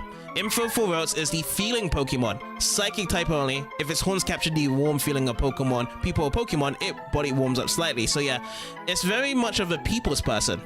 Ralts. We're going to be going to our PC right now. Should I go for one more wild Pokemon here? I'm going to try for one more search. A Bibarel! Bibarel, the evolved form of Bidoof, level 20 here. very early into this game as well. You know, whereby you'll see evolved versions of Pokemons in the 20s or 30s, like Linoon. We saw Linoon after the Fortress Siegem. Was either that or before it in Route 119 in 3rd. That's what I'd be expecting. Let's go with Quick Attack. I feel like it's going to be fine with Quick Attack here with B-Bow. Yeah, so it'll be in the green. Defense go even better now. So I'll just push this slightly into the yellow. Hopefully no critical. That's what we just hope for. No critical, and then we can catch it. The only problem is though, oh, what's this? Oranberry or citrus? That looks like an Oranberry to me. Yeah, that's an Oran. Oh, and more defense go. Okay, we're gonna go for another crit. I mean, not crit. Quick Attack. Quick Attack, no crit. Do not go for a crit. Sorry, Avia. Okay, good. Wow. It just doubles, triples, quadruples. The only problem is it's got so much defense, I don't know if we'll be able to catch it. We'll see. So, Pokeballs. I think it's going to be difficult for just a normal Pokeball. When it comes to evolved Pokemons, it's going to be difficult. Yeah, it's going to run out. I feel as though I'm going to have to probably put a Paralyze onto it. No crit on my Quick Attacks anymore. Change up my Pokemon. Let's get Bidoof back. That sounds good.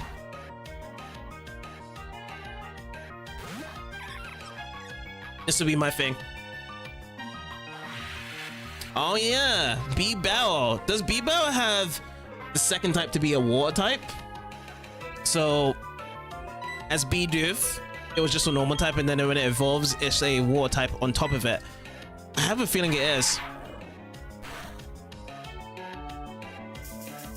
Okay, Stun Spore. That's what I wanted. Just to paralyze it. And I'm going to chuck it again with the Pokeball. If not, then I'm going to switch to the Great Ball. And I hope that the next major city that we go to, we can use Great Balls to buy from the shops. We need more Great Balls coming out. If there's going to be more evolved Pokemon like this, they need to be giving us Great Balls. Oh boy, roll out. That's not good. That's not good either. Yeah, we need to catch this quick, or else it's going to take the rest of my Pokemons out. You know what? I'm going to bring up Bidoof for now. Bidoof, just hold out for one turn. I'm going to get my Great Ball out. Okay, let's go for it.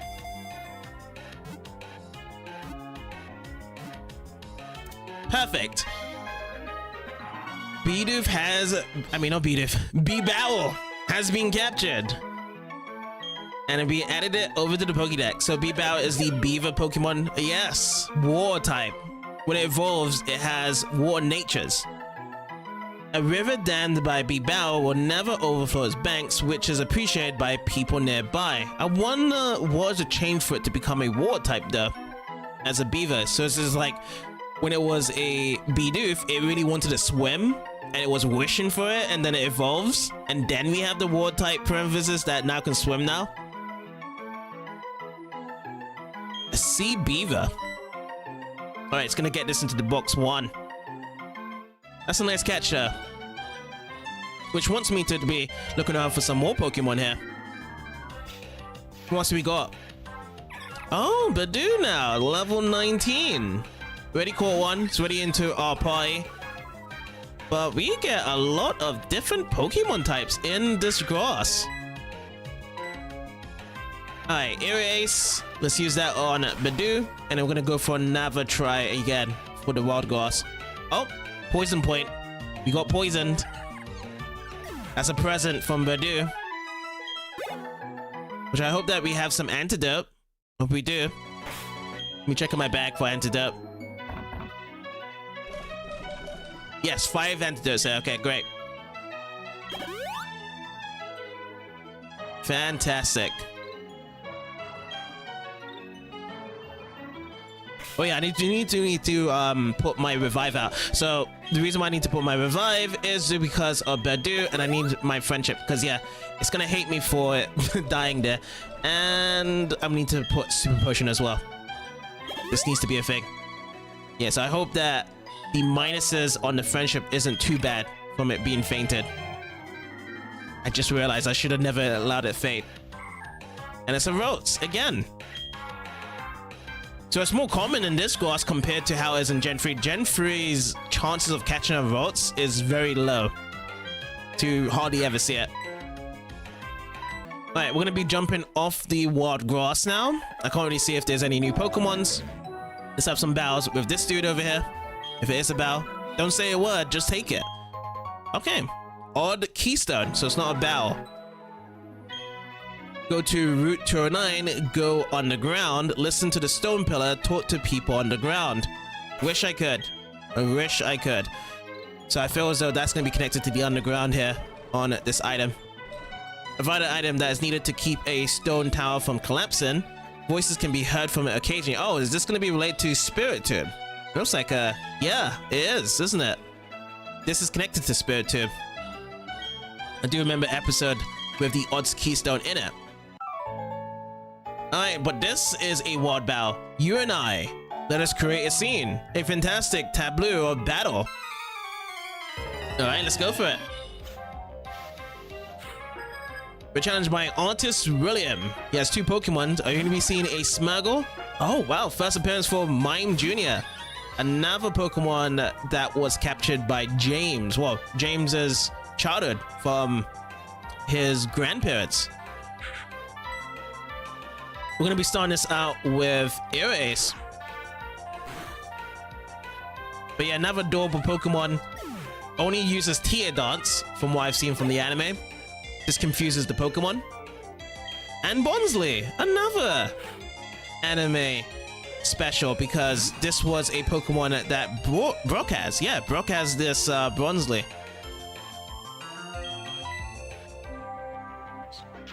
Let's go with Ace. Not very effective. Ooh, sent to the green, but you know what? I'll keep it good. Mimic, so it's now learned Ace. Yep, okay. Let's just keep this Ace good. Let's just hope for we get a critical hit to speed things up. That's that. That's the one. That's the critical hit. It uses our own Ace against us. But Bonsly is known for Mimic as well as Sudowoodo. But I feel as though Bonsly was the most babyish Pokemon I've ever seen in the anime, whereby I kept him crying and wanted more attention from it, and milking as well from Brock. Magnificent! I am aglow with 960 Pokédollars.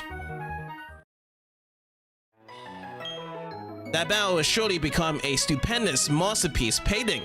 I shall attend to it. My Pokemon is fight! Fight, fight, fight, fight on.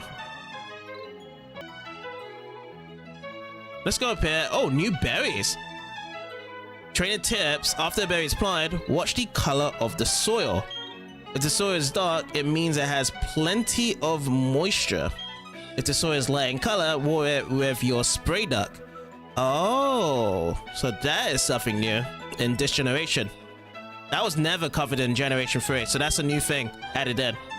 Nana berries, yes. So right now, everything is darkened to be watered down. So we can, I'm most likely gonna water down. Let me see. So if I go from here, probably I just have to apply it first. So Nana berry. Nana berry was also something from the previous gen. Puffin ingredient. Okay, so if I back up from here, yes, darken, but I'm still gonna be watering it. I always generally, when I want to plant it down, I would do water it. But it's nice to hear though that when we do check out other berries planted in the future, we can see the color of it. 2 raspberries. Okay, put that into the berries pocket, and we're just gonna be putting on each of them again.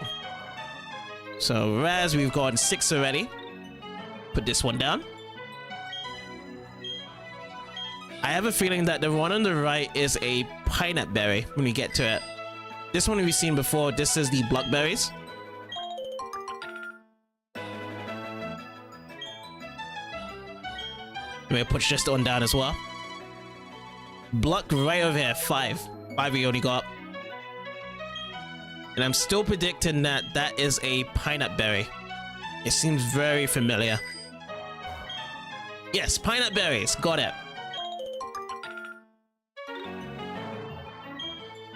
Okay, back into the soil. And what is the pineapple berries description like? just a puffin ingredient. Every time it's just a puff ingredient, it doesn't have any other extra detail to it. And yes, we're going to be sprinkling some water out to it. All done. Now, what's the house next to the right? Berry Master's house. Free berries available. Berry Master's house. This is earlier compared to Gen 3 as well. This is cool. Are you the forgetful type who forgets where the berries are planted? I put yes. Yes, I thought so. I'm the same way. I feel a sort of kinship with you. You can have this Poketch app. Berry Searcher?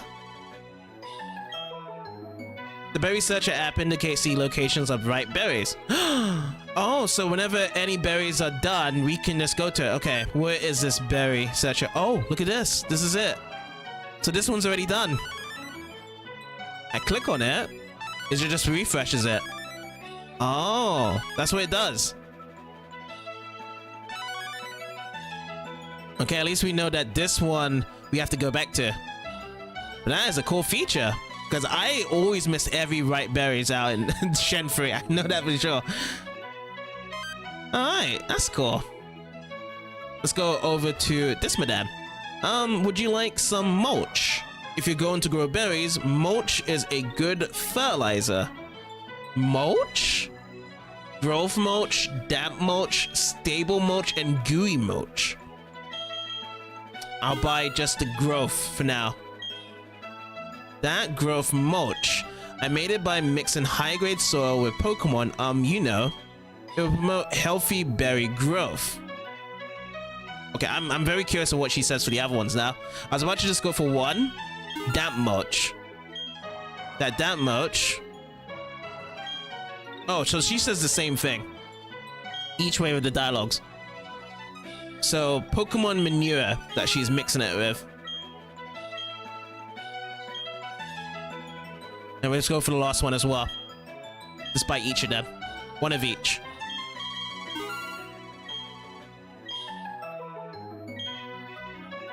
We're going to be promoting healthy berry growth by adding in the mulch. Everyone seems to call me the Berry Master. I hand out berries daily because I want people to learn how wonderful they are. You're deserving of one. And we get the Hondu berry. That's a rare one. Hondus. Put that in the berries pocket. Berries are gifts of nature. I encourage you to feed berries to Pokemon. That will make Pokemon happy. Seeing that, people will be motivated to plant more berries. And that will make Sinnoh a greener, more natural place. It sure will.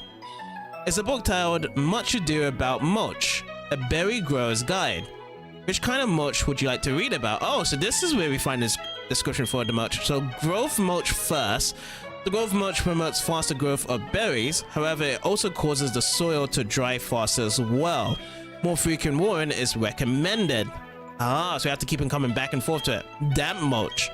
The damp mulch slows the drier soil. However, it also slows the growth of berries.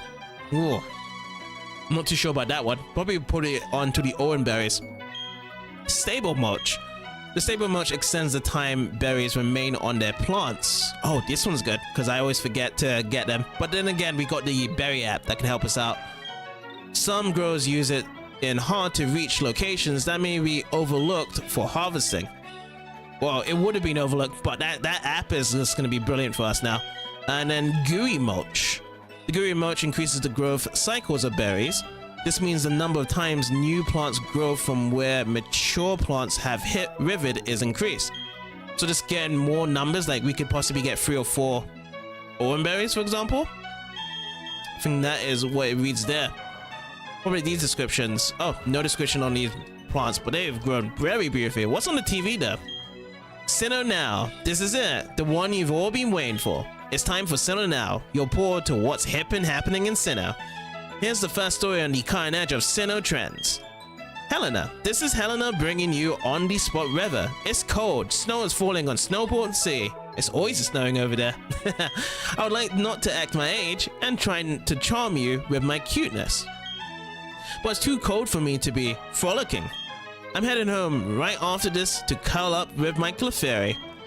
That's the weather brought to you by Helena. Well, fantastic reporting there, Helena. How about Heartthrob City? Because we're nearby. Alright, let's try out this mulch then. We'll go for one of them. Plant here. Would you like to sprinkle some more? No. How do we get this mulch out? Into the soil.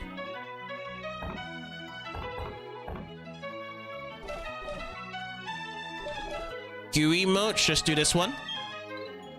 Use it. Oh, we can't use it like that? Spread on soft soil. I feel as though maybe we have to use the mulch after picking up the berries. No, when it's already been planted. So this one's probably, we'll try out later then.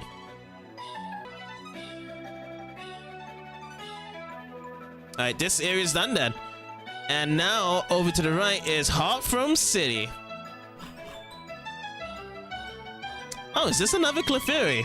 We've seen Clefairies all over the region so far. If you say Heartthrob City, I only say this. Pokemon contest. I'm going to enter my darling Pokemon in them. Heartthrob City is a great place. Every year, it gets voted the most desirable place to live in Sinnoh. Oh, so we're getting like some Saffron City vibes here then. From Heartthrob City. Already there's an exit over here for Heartthrob. Let's actually check onto the town map. Let's see what we got. So downwards, yeah. So this would be pushed over to 212 for the route. And then to the right exit is 209, which will be going to Celestial Town next. Okay, that's awesome.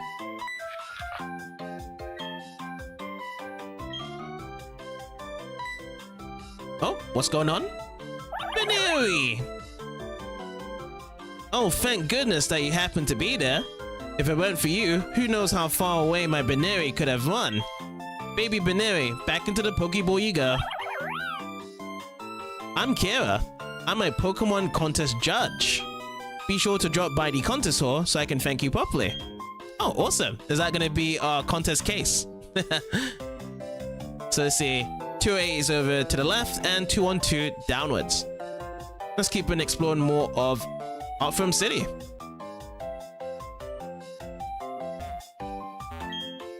You're a trainer, are you? You've got two choices of challenges, either the gym or a contest, right?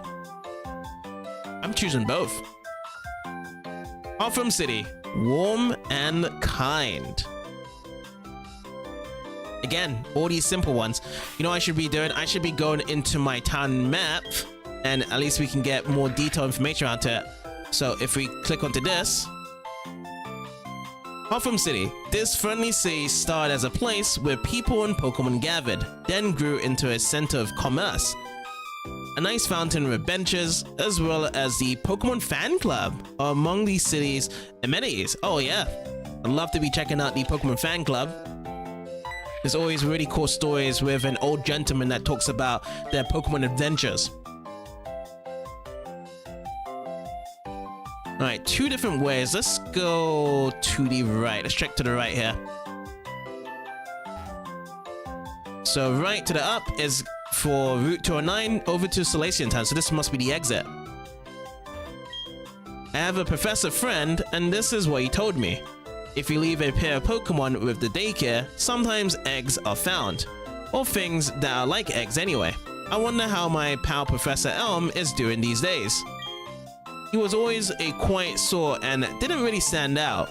And yeah, Professor Elm did really study a lot into Pokemon evolution, and one of those counts was with baby Pokemon's inside eggs. Did you know they found an egg at the daycare in Celestial Town past here? Did you know they find eggs in the far-off Johto region too? They do. And you guys are blocking me to go to Celestial, which means I can't travel there yet. So that blocks this path. But yeah, you know, I always wanted to explore Heartthrob City anyway. I'm visiting here all the way from the Hoenn region. I had been hoping to find the contest hall, but being new, I lost my way. Fortunately, the local people very kindly led me to my destination. I was impressed by their kindness and generosity to a complete stranger. Now may I offer you the courtesy of showing you to the contest hall? Why not? Let's go for it. Ah, please follow me. Well, it seems as though there's always been some sort of tour guide showing me off to places all the time. Oh, I thought to the left was a contest hall. It looked like a contest hall. That place looks stunning. This is the contest hall. Please do go inside. Oh, let's go and check it out then. So the Pokemon contest hall, calling or enthusiasts.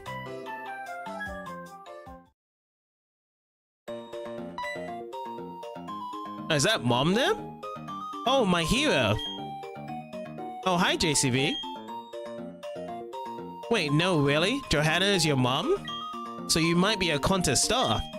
Oh, I don't know about that. I've never spoken to JCB about contests. I'm surprised you two know each other there. Oh yes, that's right. I need to thank you for earlier. Please take this accessory. We've obtained the glitter powder. We'll put that in the fashion case. Put the accessory on your Pokemon before a contest. It will lend a nice touch of sophistication and glamour. I'm a contest judge, so come join us for a different kind of fun. If you're unsure of yourself, we also offer practice sessions. Okay, Joanna, I'll see you. It's actually quite busy around here, isn't it? Were you surprised to see me, JCB? I got bored, so I came out to Heartthrown for a little vacation. I'm just as surprised to see you here, my dear. Were you serious about entering contests? Not dressed that way. When your Pokemon is all dressed up, you can't be dressed your usual way. Put this on for a little glamour. And we have received, oh, a tuxedo. I'm sure it'll look good on you. After all, I chose it. Go enjoy the contest, honey. Contest will give you a different look at the many charms of Pokemon. It should be an eye-opening experience for you. Bye now. Awesome. Dawn also had a contest for her, received by her mother as well, Johanna. And she was also dressed for success in contest. Now what do we have over here? It's a photo frame for a Pokemon portrait. That's where we go over here. And this person, they put up photos of the winners. So this is what it is here, but there's no Pokemon photos for now. Welcome to the contest hall. This is the reception counter for Linked Super Contest. You may join a group of friends to enter your Pokemon in the same Super Contest over a link. Would you like to enter a link contest? We'll just check out the extra info if it does have it. 2 to 4 players may compete using wireless communications. First, choose the contest you wish to enter. Next, make sure the other people in your group choose the same contest. Then the players each choose a Pokemon to enter the contest, and that's it for registration. After that, the contest starts in the usual way. We hope you'll try it out. That's it. This must be the PC to be entering or taking away our Pokemon. Yep. We still haven't found out who someone's PC is yet. You're going to enter contest, but I don't see a puffin case. It could be tough for you to win contests without it. But if you're determined to enter, don't let me stop you. It wouldn't hurt to get some practice at the counter on the right. I have a feeling we're going to be seeing that guy very soon. Oh, he's just standing there. Okay. Welcome to the contest hall. I can help you with registering for a super contest. Would you like to enter a Pokemon in a contest? Let's see. Info. What would you like to know about? Contest basics. A Pokemon Super Contest involves 4 trainers. Each one enters a Pokemon to compete against the others. Judging is conducted in 3 categories: visual, dance, and acting. Oh, these are different contest categories than before then. There was no dancing in the last one, and acting as well. The Pokemon scoring the highest in the 3 categories is the winner. If this is your first time, it is recommended you try some practice sessions before entering a contest. The registration counter for practice sessions is at the far right. What would you like to know about? Visual competition? In the visual competition, Pokemon are rated on their appearance. Scoring is based on votes cast by the audience. For details, please inquire at the practice counter on the right. Let's check out the dance competition. In the dance competition, the Pokemon will get to show off their footwork. Try to put on coordinated dance performances with everyone. For details, please inquire at the practice counter on the right. And lastly, it's going to be the acting competition. In the acting competition, the Pokemon will perform their moves in front of judges. Try to get your Pokemon to put on performances that stand out from the rest of the pack. For details, please inquire at the practice counter on the right. And that'll be it. So if there's practices, I will... Oh, so that we've just only done contest basics. There's more stuff to be learning. Types of contests. Oh, wow. There are 5 contests in all. Oh, this is based on the conditions again. Cool, beauty, cute, smart, and tough. Be sure to choose the contest that best suits the Pokemon you want to enter with. And then contest ranks. There are 4 different ranks to the Pokemon Super Contest. The 4 ranks are Normal, Great, Ultra, and Master. The Normal rank is open for entry by any Pokemon. A Pokemon winning a Normal rank contest may move up to the Great rank in the same category. Likewise, win a Great contest and become eligible for the Ultra rank. An Ultra rank winner may move up to the Master rank in the same way. A Master rank winner may enter Master rank contest as often as the trainer wishes. Alright, and we already did the contest ranks, isn't it? Types of contests, contest ranks. And that'll be it, because I'm not going to be entering now, because I have not gotten any practice. Yep, another time. Alright, next up. Oh, isn't this Fantina? Yep, when she spins around like that. Yes, I beg your pardon. Well, I'm not going to go for a French accent. That's how it's done in the anime. Ah, oui. Contest you are here for? I hope very much you enjoy them. Incidentally, Fantina, the gym leader of Heartthrum, is also a contestant. She is, how do you say, très fantastique. Fantina being myself, of course. Let me see. You also seem to be très strong. And Finn, so it shall be. I will wait for you at the gym. It's nice though, like sometimes there's like appearances from gym leaders. They give a bit of an introduction, like we had with Gardena in the last one, whereby she wanted to meet us, known from Barry, at the front of a gym, and now Fantina's over at the contest hall, be like, well, I'll see you at the gym. Like everything else, the basics are important. It takes practice to win contests. Sure does. A contest has 3 parts: visual, dance, and acting. The contestants get graded in those categories. Doho! A Pokemon fed Puffins does better in visual evaluations. I better learn how to cook delicious Puffins at the Puffin House. Oh, there's a Puffin House, so we don't cook the Puffins inside the contest hall. So that is different, because we got the Pokeblocks inside the contest hall for making it in the berry blenders. So that is separate now. Hi, this is the registration card for practice sessions. You may practice in the categories of visual, dance, and acting. Would you like to join a practice session? Let's check out the info first. What would you like to know about? Oh, so I think all these are all done, but we just have to check out practice here.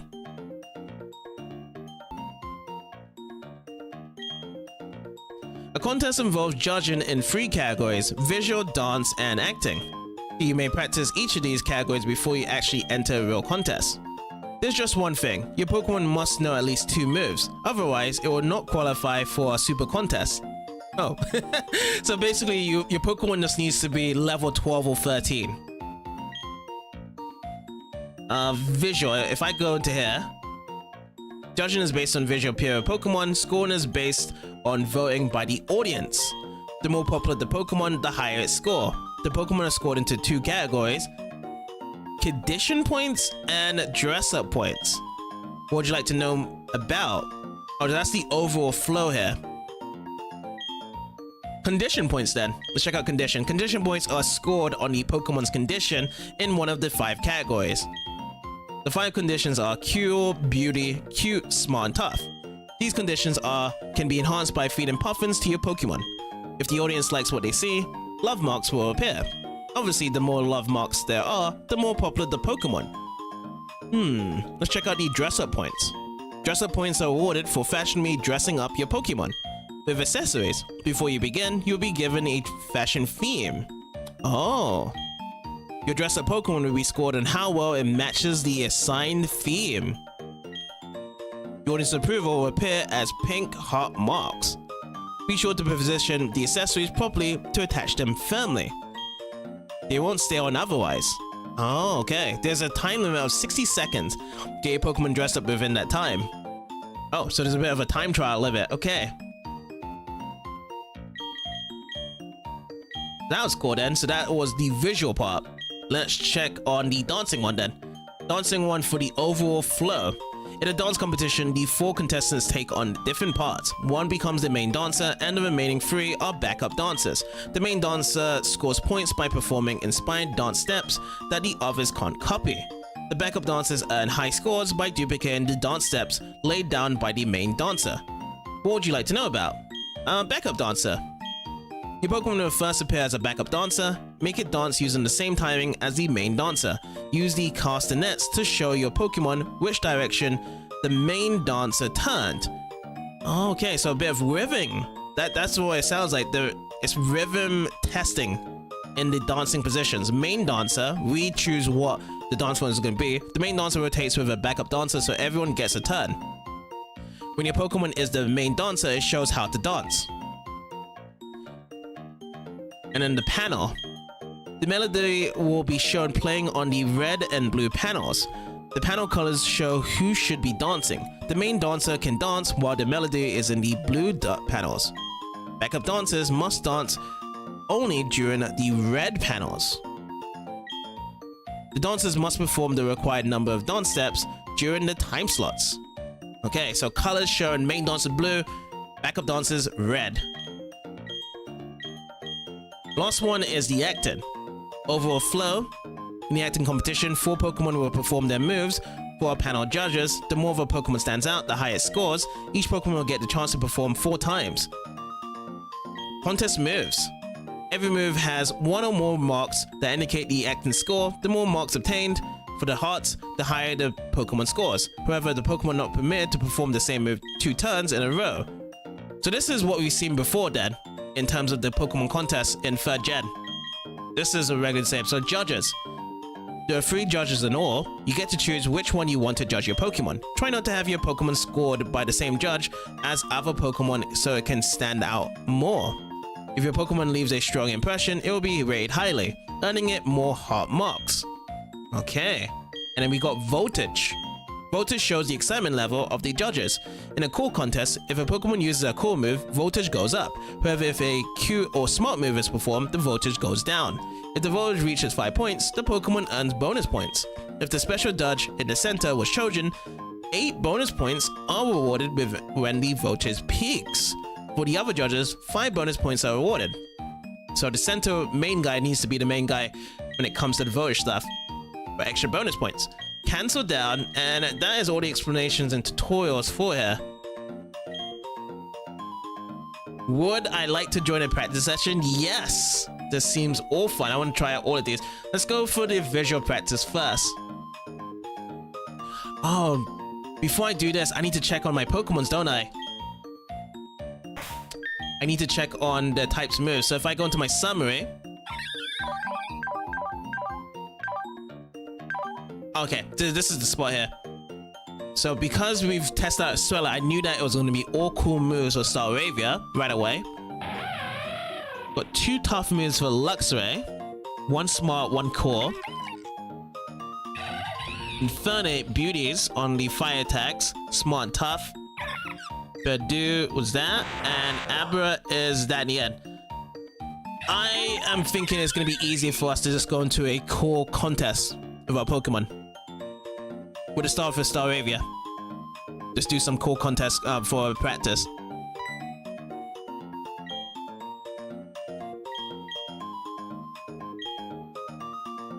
So we're going to be going with visual practice first, and we're going to do cool right away. We're going to be choosing Staravia. Okay, your Pokemon has been registered for a practice session. Its entry number is 4. The practice will start right away. Let us begin. Right this way, please. Good luck. Okay, let's begin this practice visual competition. Use the touchscreen to dress up your Pokemon with accessories. Okay, so it's gonna be touchscreen related. Match your dress up choices to the theme to score big points. Okay, our theme this time is the colorful. The time limit is 60 seconds. You are allowed 5 accessories. Make sure they are securely set. Begin dressing up now. Oh boy. Okay. Let's go for the background. Colorful, colorful, colorful. Flowers. We're out of here. Accessories. Let me see what we got. We got glitters here. Okay. Glitter on Staravia here. Next up, flags. Oh, flags, trees. We need it on Staravia somewhere. Puffins. What about a puffin tied up here? Got feathers as well. I'll put the feathers at the end. Stick it like that. Mustache to look cool. Let's go under the beak. Now I need to remove this. Oh, I got 10 seconds left. Yeah, I should put this to the top here. There's a Chimchar mask, but yeah, I think we're good.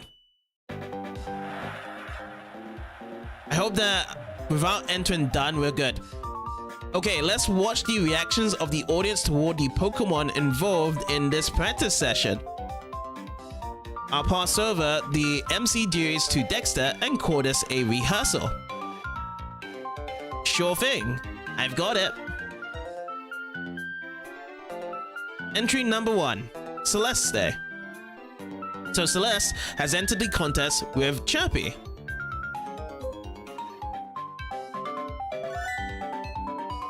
Oh wow, that's nice. So 3 hearts comes out. Chirpy. Entry number 2, Joycelyn. Enters out contest with Punchy. Mokuhia? No, it's Machop. I see a rock. I see some dumbbells. Alright, 3 hearts again. Entry number 3, K. Oh, Gage. Gage comes out. Gage comes out with Choo Choo. Oh, it's Pikachu. Pikachu Choo Choo. Mushroom. Oh, that looks good as well. Entry number 4, Daisy B.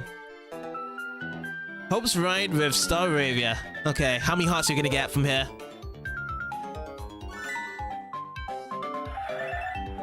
Oh, I got 3 hearts as well. Everyone's getting 3 hearts.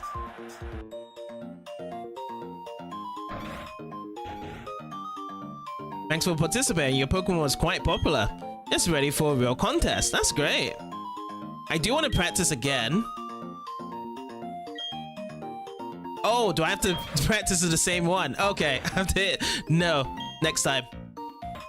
This time I have to select no. Nope. I do want to go for another one. Not visual. We're gonna go for dancing. Practice dance. We're gonna go for Staravia again.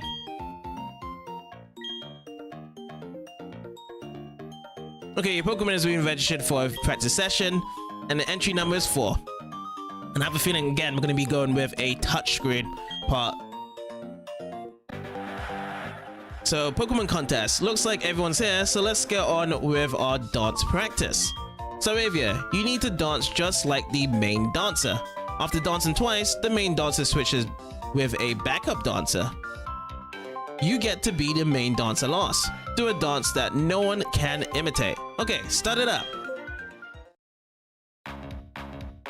Copy the Pokemon with voice. So I had a feeling that was going to be some sort of rhythm going. Okay, I could definitely see this be a very popular thing. Jump, jump, and to the left. Around the same time, Rhythm Heaven was a popular game on the Nintendo consoles.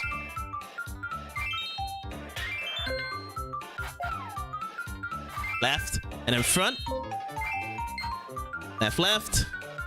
Anything else? Okay, left, left. And then to the right. Oh, I'm missing. I just missed those. I was not really even paying attention to if I was connecting it. I was just trying to follow from down below. So that's good. Oh, okay, that was really fast for me to actually grab that one. Unless if, oh, we can use the D-pad. We don't have to use the touchscreen. Oh, is that... I thought it was it something we can use? Oh yeah, we can use the D-pad, yeah. I should have been using the D-pad. I think the D-pad would be better for me rather than using touch. I got excellent there. They got excellent as well. I can see this one being the most popular one though, in terms of fun. If getting those rhythms sorted out, it's gonna be the easiest one. Thank you for participating. It's too bad how things turned out. The key is to remember which way is the main dancer turn, then make the same moves at the same time. Would you like to practice dance again? No. I'd like to see the last one now. I got a good idea from it. It's this rhythm. Let's go with acting now. So practice, acting, practice. We're gonna go with cool, and we're gonna go again with Staravia.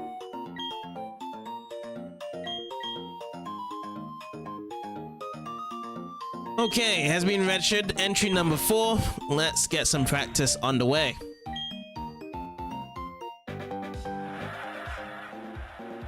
Looks like everyone's here. Let's begin our practice acting competition. First, choose the move your Pokemon will perform. Next, choose the judge who you would like to rate the performance. Each contestant gets to perform 4 times. Get your Pokemon to leave a strong impression on the judge and score more hearts than the others. Well, here's to great performances by all. Okay, which one should we choose first then? We're number 4. Should we go with Quick Attack then? Let's go with Quick Attack first. And we're gonna be sending out to Kira. Okay, to Kira, Choo-Choo perform Discharge. Alright, 2 hearts, first performance +2. Upon seeing the cool move performed, Kira's voltage went up.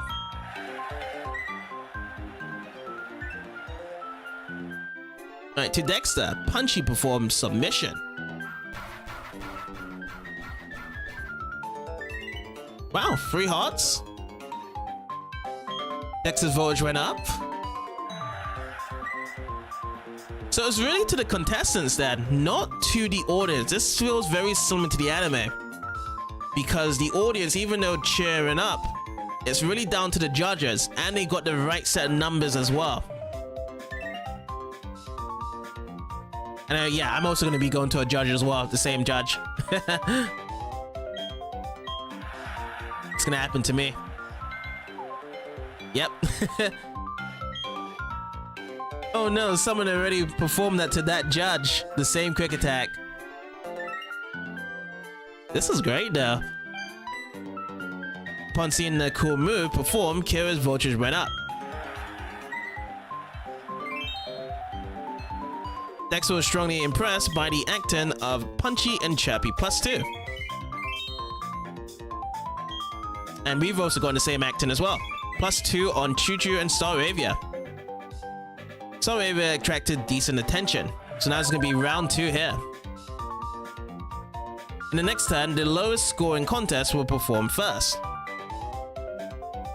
Alrighty, so it's going to be us. And you know what? I'm going to go and use Aero Ace. And we're going to use it on Dexter first. Okay, we performed Aero Ace. First performance +2. And we're going to get a voltage going up. Hey, Jordan's going to be getting a turn. So Chirpy perform Agility.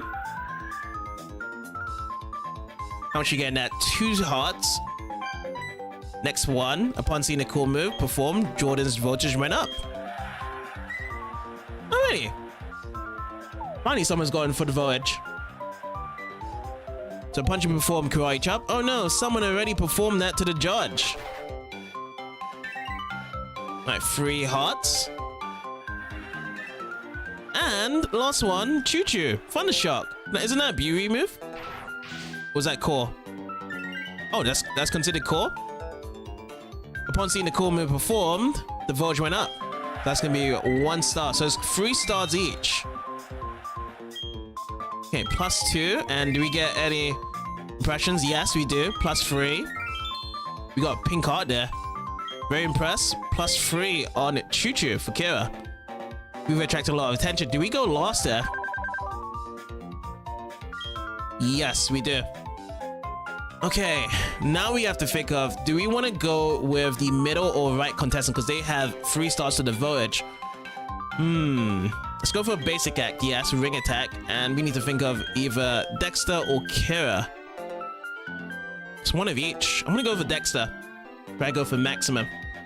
It's gonna be tough, but I'm gonna try and go for it.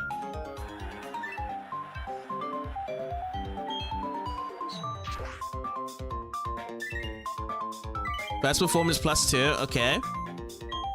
Voters goes up. Someone's gonna go for the middle, right? Perform submission. 3 hearts. And then the vote goes up. I could have chosen Kira as well as my option. Gauge, please, for the middle guy. Oh no, I didn't get it right. I didn't get it right for the voyage. Someone's gonna steal it.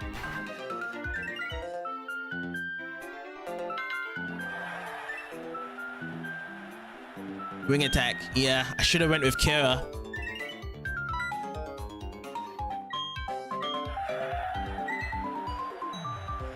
Getting pretty excited, yeah.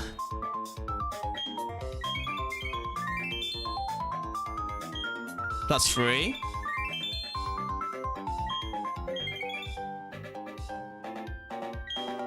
So how does it go? Are we gonna go second? Yeah, we're going second. Okay. Double team. I'm hoping we can go Dexter.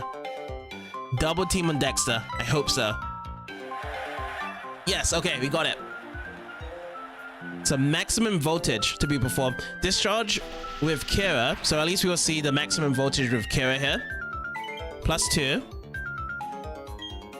The voltage goes up. The audience is going wild with excitement. Okay, so the audience comes in at this point. This is when the audience comes in. Once the max voltage comes up. Now we're gonna get max. It's gonna be +8. If you get onto the middle guy, +3 higher. So double team comes through.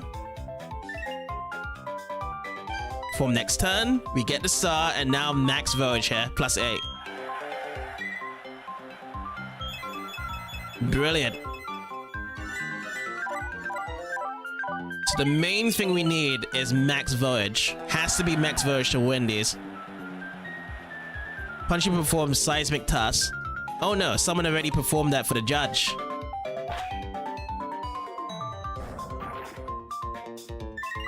Alright, 3 hearts. It's Stolly, Chirpy, Endeavor. Okay, perform for loss, +2. Okay, +2. And we're gonna get some pluses as well. +3. We got gold heart here. Commanded total attention. That's it. Performance judgment is now over. Oh, it's done. Okay. See how this goes. Oh, it doesn't even show the last part there. The result screen. Thanks for participating. Your Pokemon attracted a good deal of attention. Remember, there are 5 kinds of contests. Cool, beauty, cute, smart, and tough. You can enter your Pokemon in contests that best suit them. Try getting your Pokemon to stand out at these contests. Would you like to participate again? Nope. That's it. I will say, all 3 of them has its charms, and there's a lot more variety, and it's good to see that it makes a return from the previous gen with the last one in terms of contests. And I feel like this one is more easier to go with it in terms of winning. I would say focus on the voltage. One of them being a rhythm, which is also fantastically fun, and then the first one being, you know, dressing up, playing dress up. That's also cool to be done. What's through here though? Is this whereby we can see all the contests and be speaking to people? Oh yeah. At a cool contest, you gotta pull off a cool move. Get the judges all excited. If the judging excitement peaks, you score massive bonus points. So hot. Ooh, that hotness. I can't jump over there. We have to go around. For the visual judging, you want to dress up your Pokemon nicely with accessories matched to the theme. That means you'll be at an advantage if you have lots of accessories. Yeah, I need to keep getting more accessories as we go on, and I feel as though accessories has to be trading with berries. Yeah, we can't jump over here. There's a stairway to the left. Let's talk to this girl. For the dance competition, your Pokemon needs to be perfectly mimic the dance steps of the lead dancer. Oop, sorry. But they give us good tips here if we go through. For the performance aspect of contests, Pokemon need the right kind of moves. But what's even more important is your choice of the judge. If everyone performs with the same judge, your Pokemon leaves less of an impression on that judge, yeah. So that's what happened before when we started from the first turn, when we were second to one of the judges. We got less points there. Bit of a guessing game around to it. In terms of impression, but I still think voltage is the main thing when it comes to getting more hearts in the end. And that will be it, right? We've actually spoken to everyone here.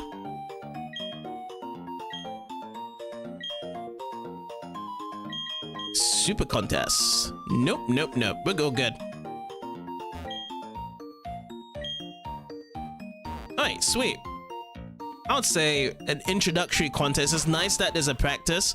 Because before, when we jumped into Gen 3's contest, it was just like right into battling, and we lose right away until learning how to grow our Pokemon. I lived in total seclusion up in the mountains for 30 years. I'm going to clean up some contests with a dance move I came up with. Cool. And yes, Pokemon contests are calling enthusiasts, which is a very big highlight in Heartthrob City. Hiya. Oh, you're a trainer. That means you're using Pokemon boxes. I love meeting end users. Oh, what's up? Why the astonished look? Alright, sorry. There I go running my mouth again. My name is Bebe. You know, the PC Pokemon boxes? I'm the system administrator. I know this is out of blue, but do you want a Pokemon named Eevee? Yes? Here you go. Wait, I can't do that. You can't take any more Pokemon with you. Right about now, my Pokemon boxes come in handy.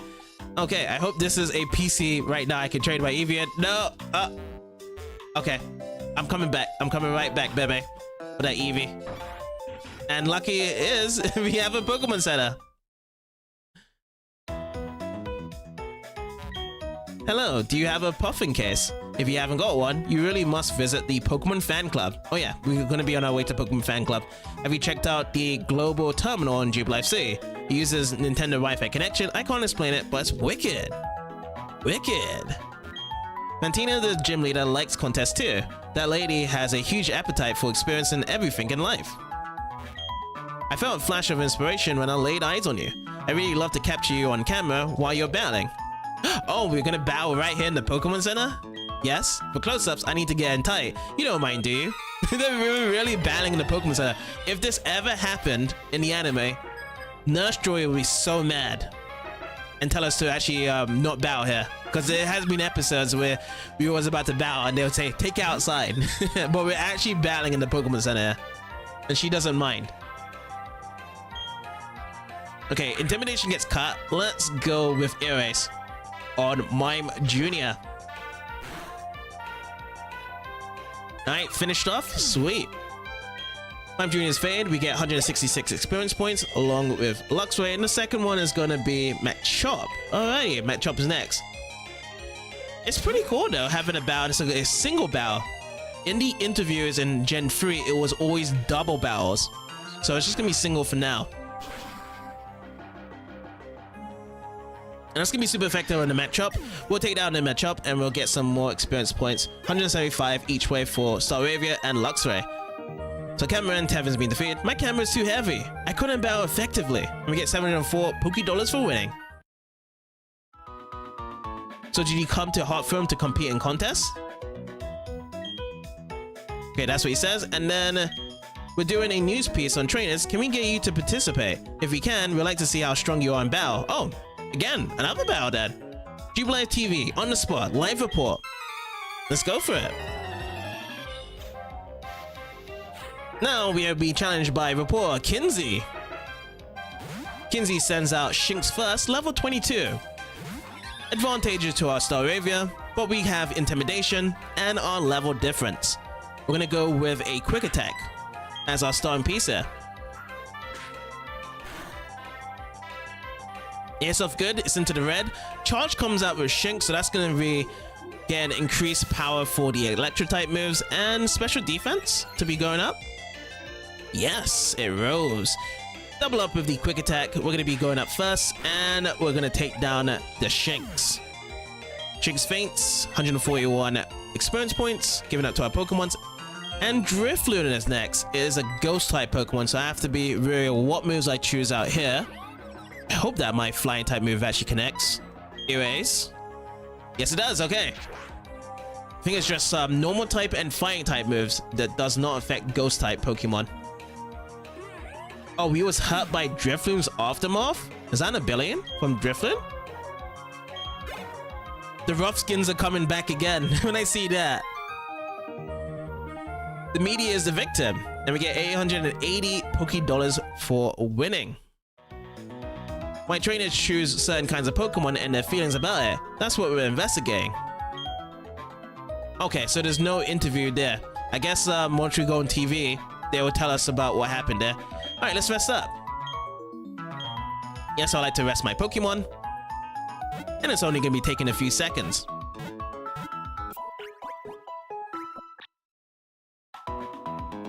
Thank you. And it looks like we spoke to everyone, right? Yep, we have. Okay, I'm just gonna be depositing one Pokemon and we can return to get that Eevee.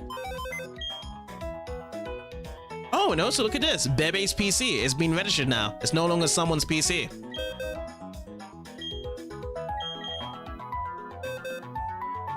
Let's deposit. Oh, Abba's Flash. Bidoof. Oh yeah, let's deposit Abba for now. The box one. Okay, switch out and let's get out from here.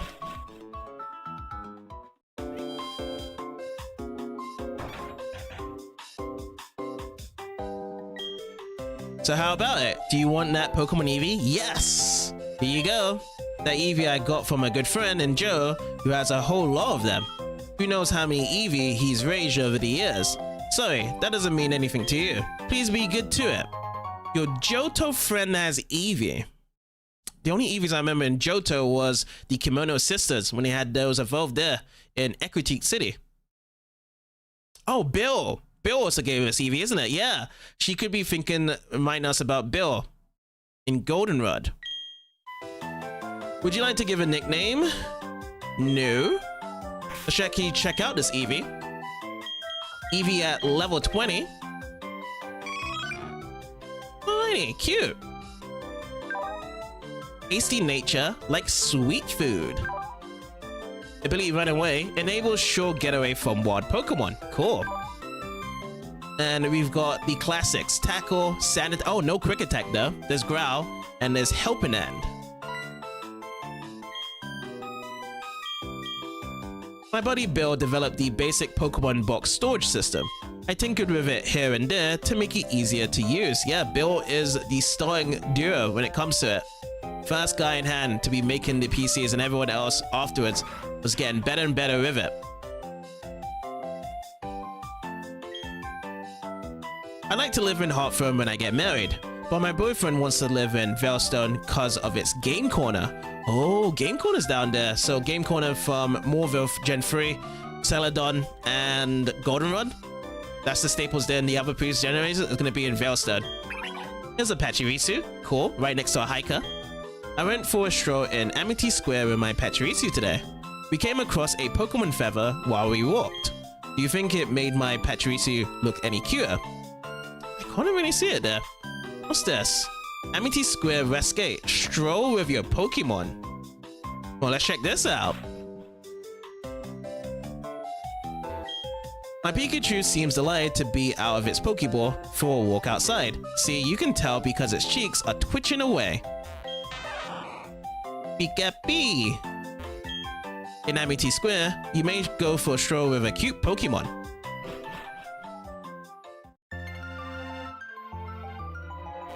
See what we have here?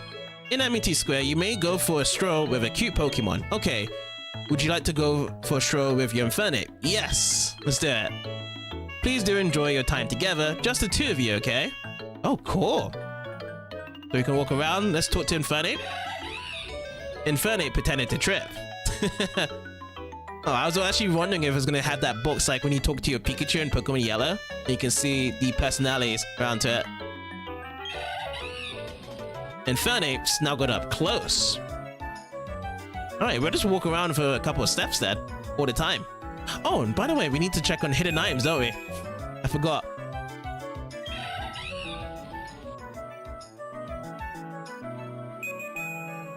So there's an iron ball over there. How do we get up to it? There's a trainer with his Drifloon. These ruins are from a long, long time ago. Drifloon. Alright. Scanning for more stuff, and we're not finding anything yet. Let's get this Pokeball. We found a TM43 Secret Power. I'm gonna put that into the TMs and HM pocket. Oh. Where's my bag? Can't have my bag out. We'll have to check that out later then. How about over up here? Nope, no findings. And this guy's a Pikachu. Pikachu. Ooh, I just can't believe it. I'm so overjoyed with my Pikachu. Wherever I go, my Pikachu follows me without hesitation. Aha, it's just the two of us. Woohoo! This is certainly a cool place. It's a nice cozy vibe. The social interactions with our Pokemon and others. Right, Infernape? Infernape is sniffling at the grass. Oh, so maybe it's something whereby different places we should actually be talking to Infernape. Let's say if we go to Infernape over here and talk. Infernape is picking at the ground for some reason. Oh, no hidden items. Oh, this teleports us over here. Okay. Oh, TM45 attract. Another TM. I'm finding some cool stuff over here.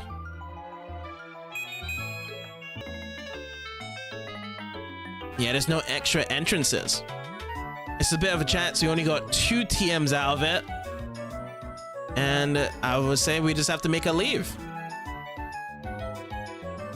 Are you feeling refreshed? Please come again, okay? It's nice to have a service out here as well whereby it's just free. Like you don't have to pay. Ooh, the interviewer. I just noticed there was an interviewer right there. Hello, I'm with Jubilife TV. May I hit you up for a quick interview? Yes. Thank you very much. Let's not waste any time. I'd like to hear about your stroll with your Infernape. Can you tell me what you're feeling now? I am feeling... Let's see what I'm feeling. Let's confirm this. And feelings. Excited. Or should I just say happy? Let's go with the happy. I'm feeling happy.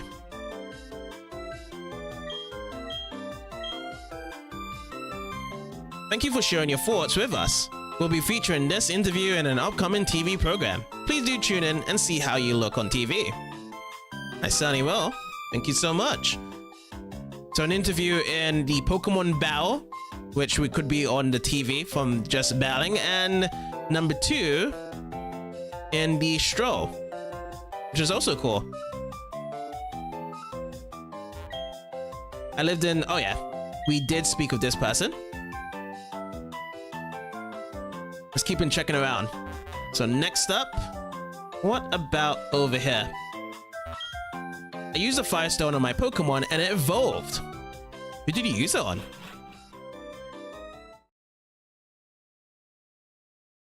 Looks like a chapel. We cannot read the minds of others, which causes us to feel fear and doubt.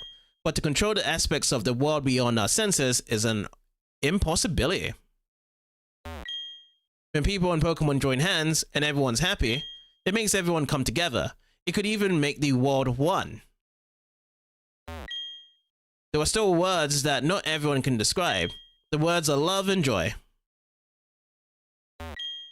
Pokemon, people, it's only natural that we are all so very different. Make sure that you never judge a Pokemon on if it's weak or strong. You must always look for the good inside them. That's why it counts. Yeah, it's very serious in here. If the strong and able do too much, they limit the contributions of others. The strong must show restraint. This enables everyone to live together and share responsibility. Okay, can't read onto the statue. The art of crafting things fatigues one's spirit. When the spirit is healed, the desire to make something returns. It is such a wondrous cycle. Getting tired and redoing stuff again and again. And there do I see my father, my son, my life. And do I see nature, Pokemon, the world. Mind and matter. It's no good if one is stronger than the other. Balance is what's needed. That's the key. True. Can't do one over the other, isn't it? And I feel as though we've spoken to everyone now.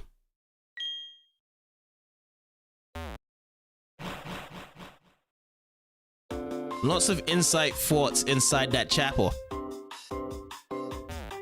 The Puffin House. Delicious puffins, smile for all. Papa, Mama. I can feel the baby stroller getting heavier each and every day. I wonder what kind of Pokemon my child would become friends with first. Sure, will do. And yeah, as we're over here to the Puffin House, there's so much to be exploring in Heartthrown City, as we're going to be taking that part 2 to be doing for some more exploration in Heartthrown next time. And along with that, hopefully we can get our 3rd gym badge against Fantina as well. So I'd like to say thank you guys for watching this part, and I'll see you guys in the next one.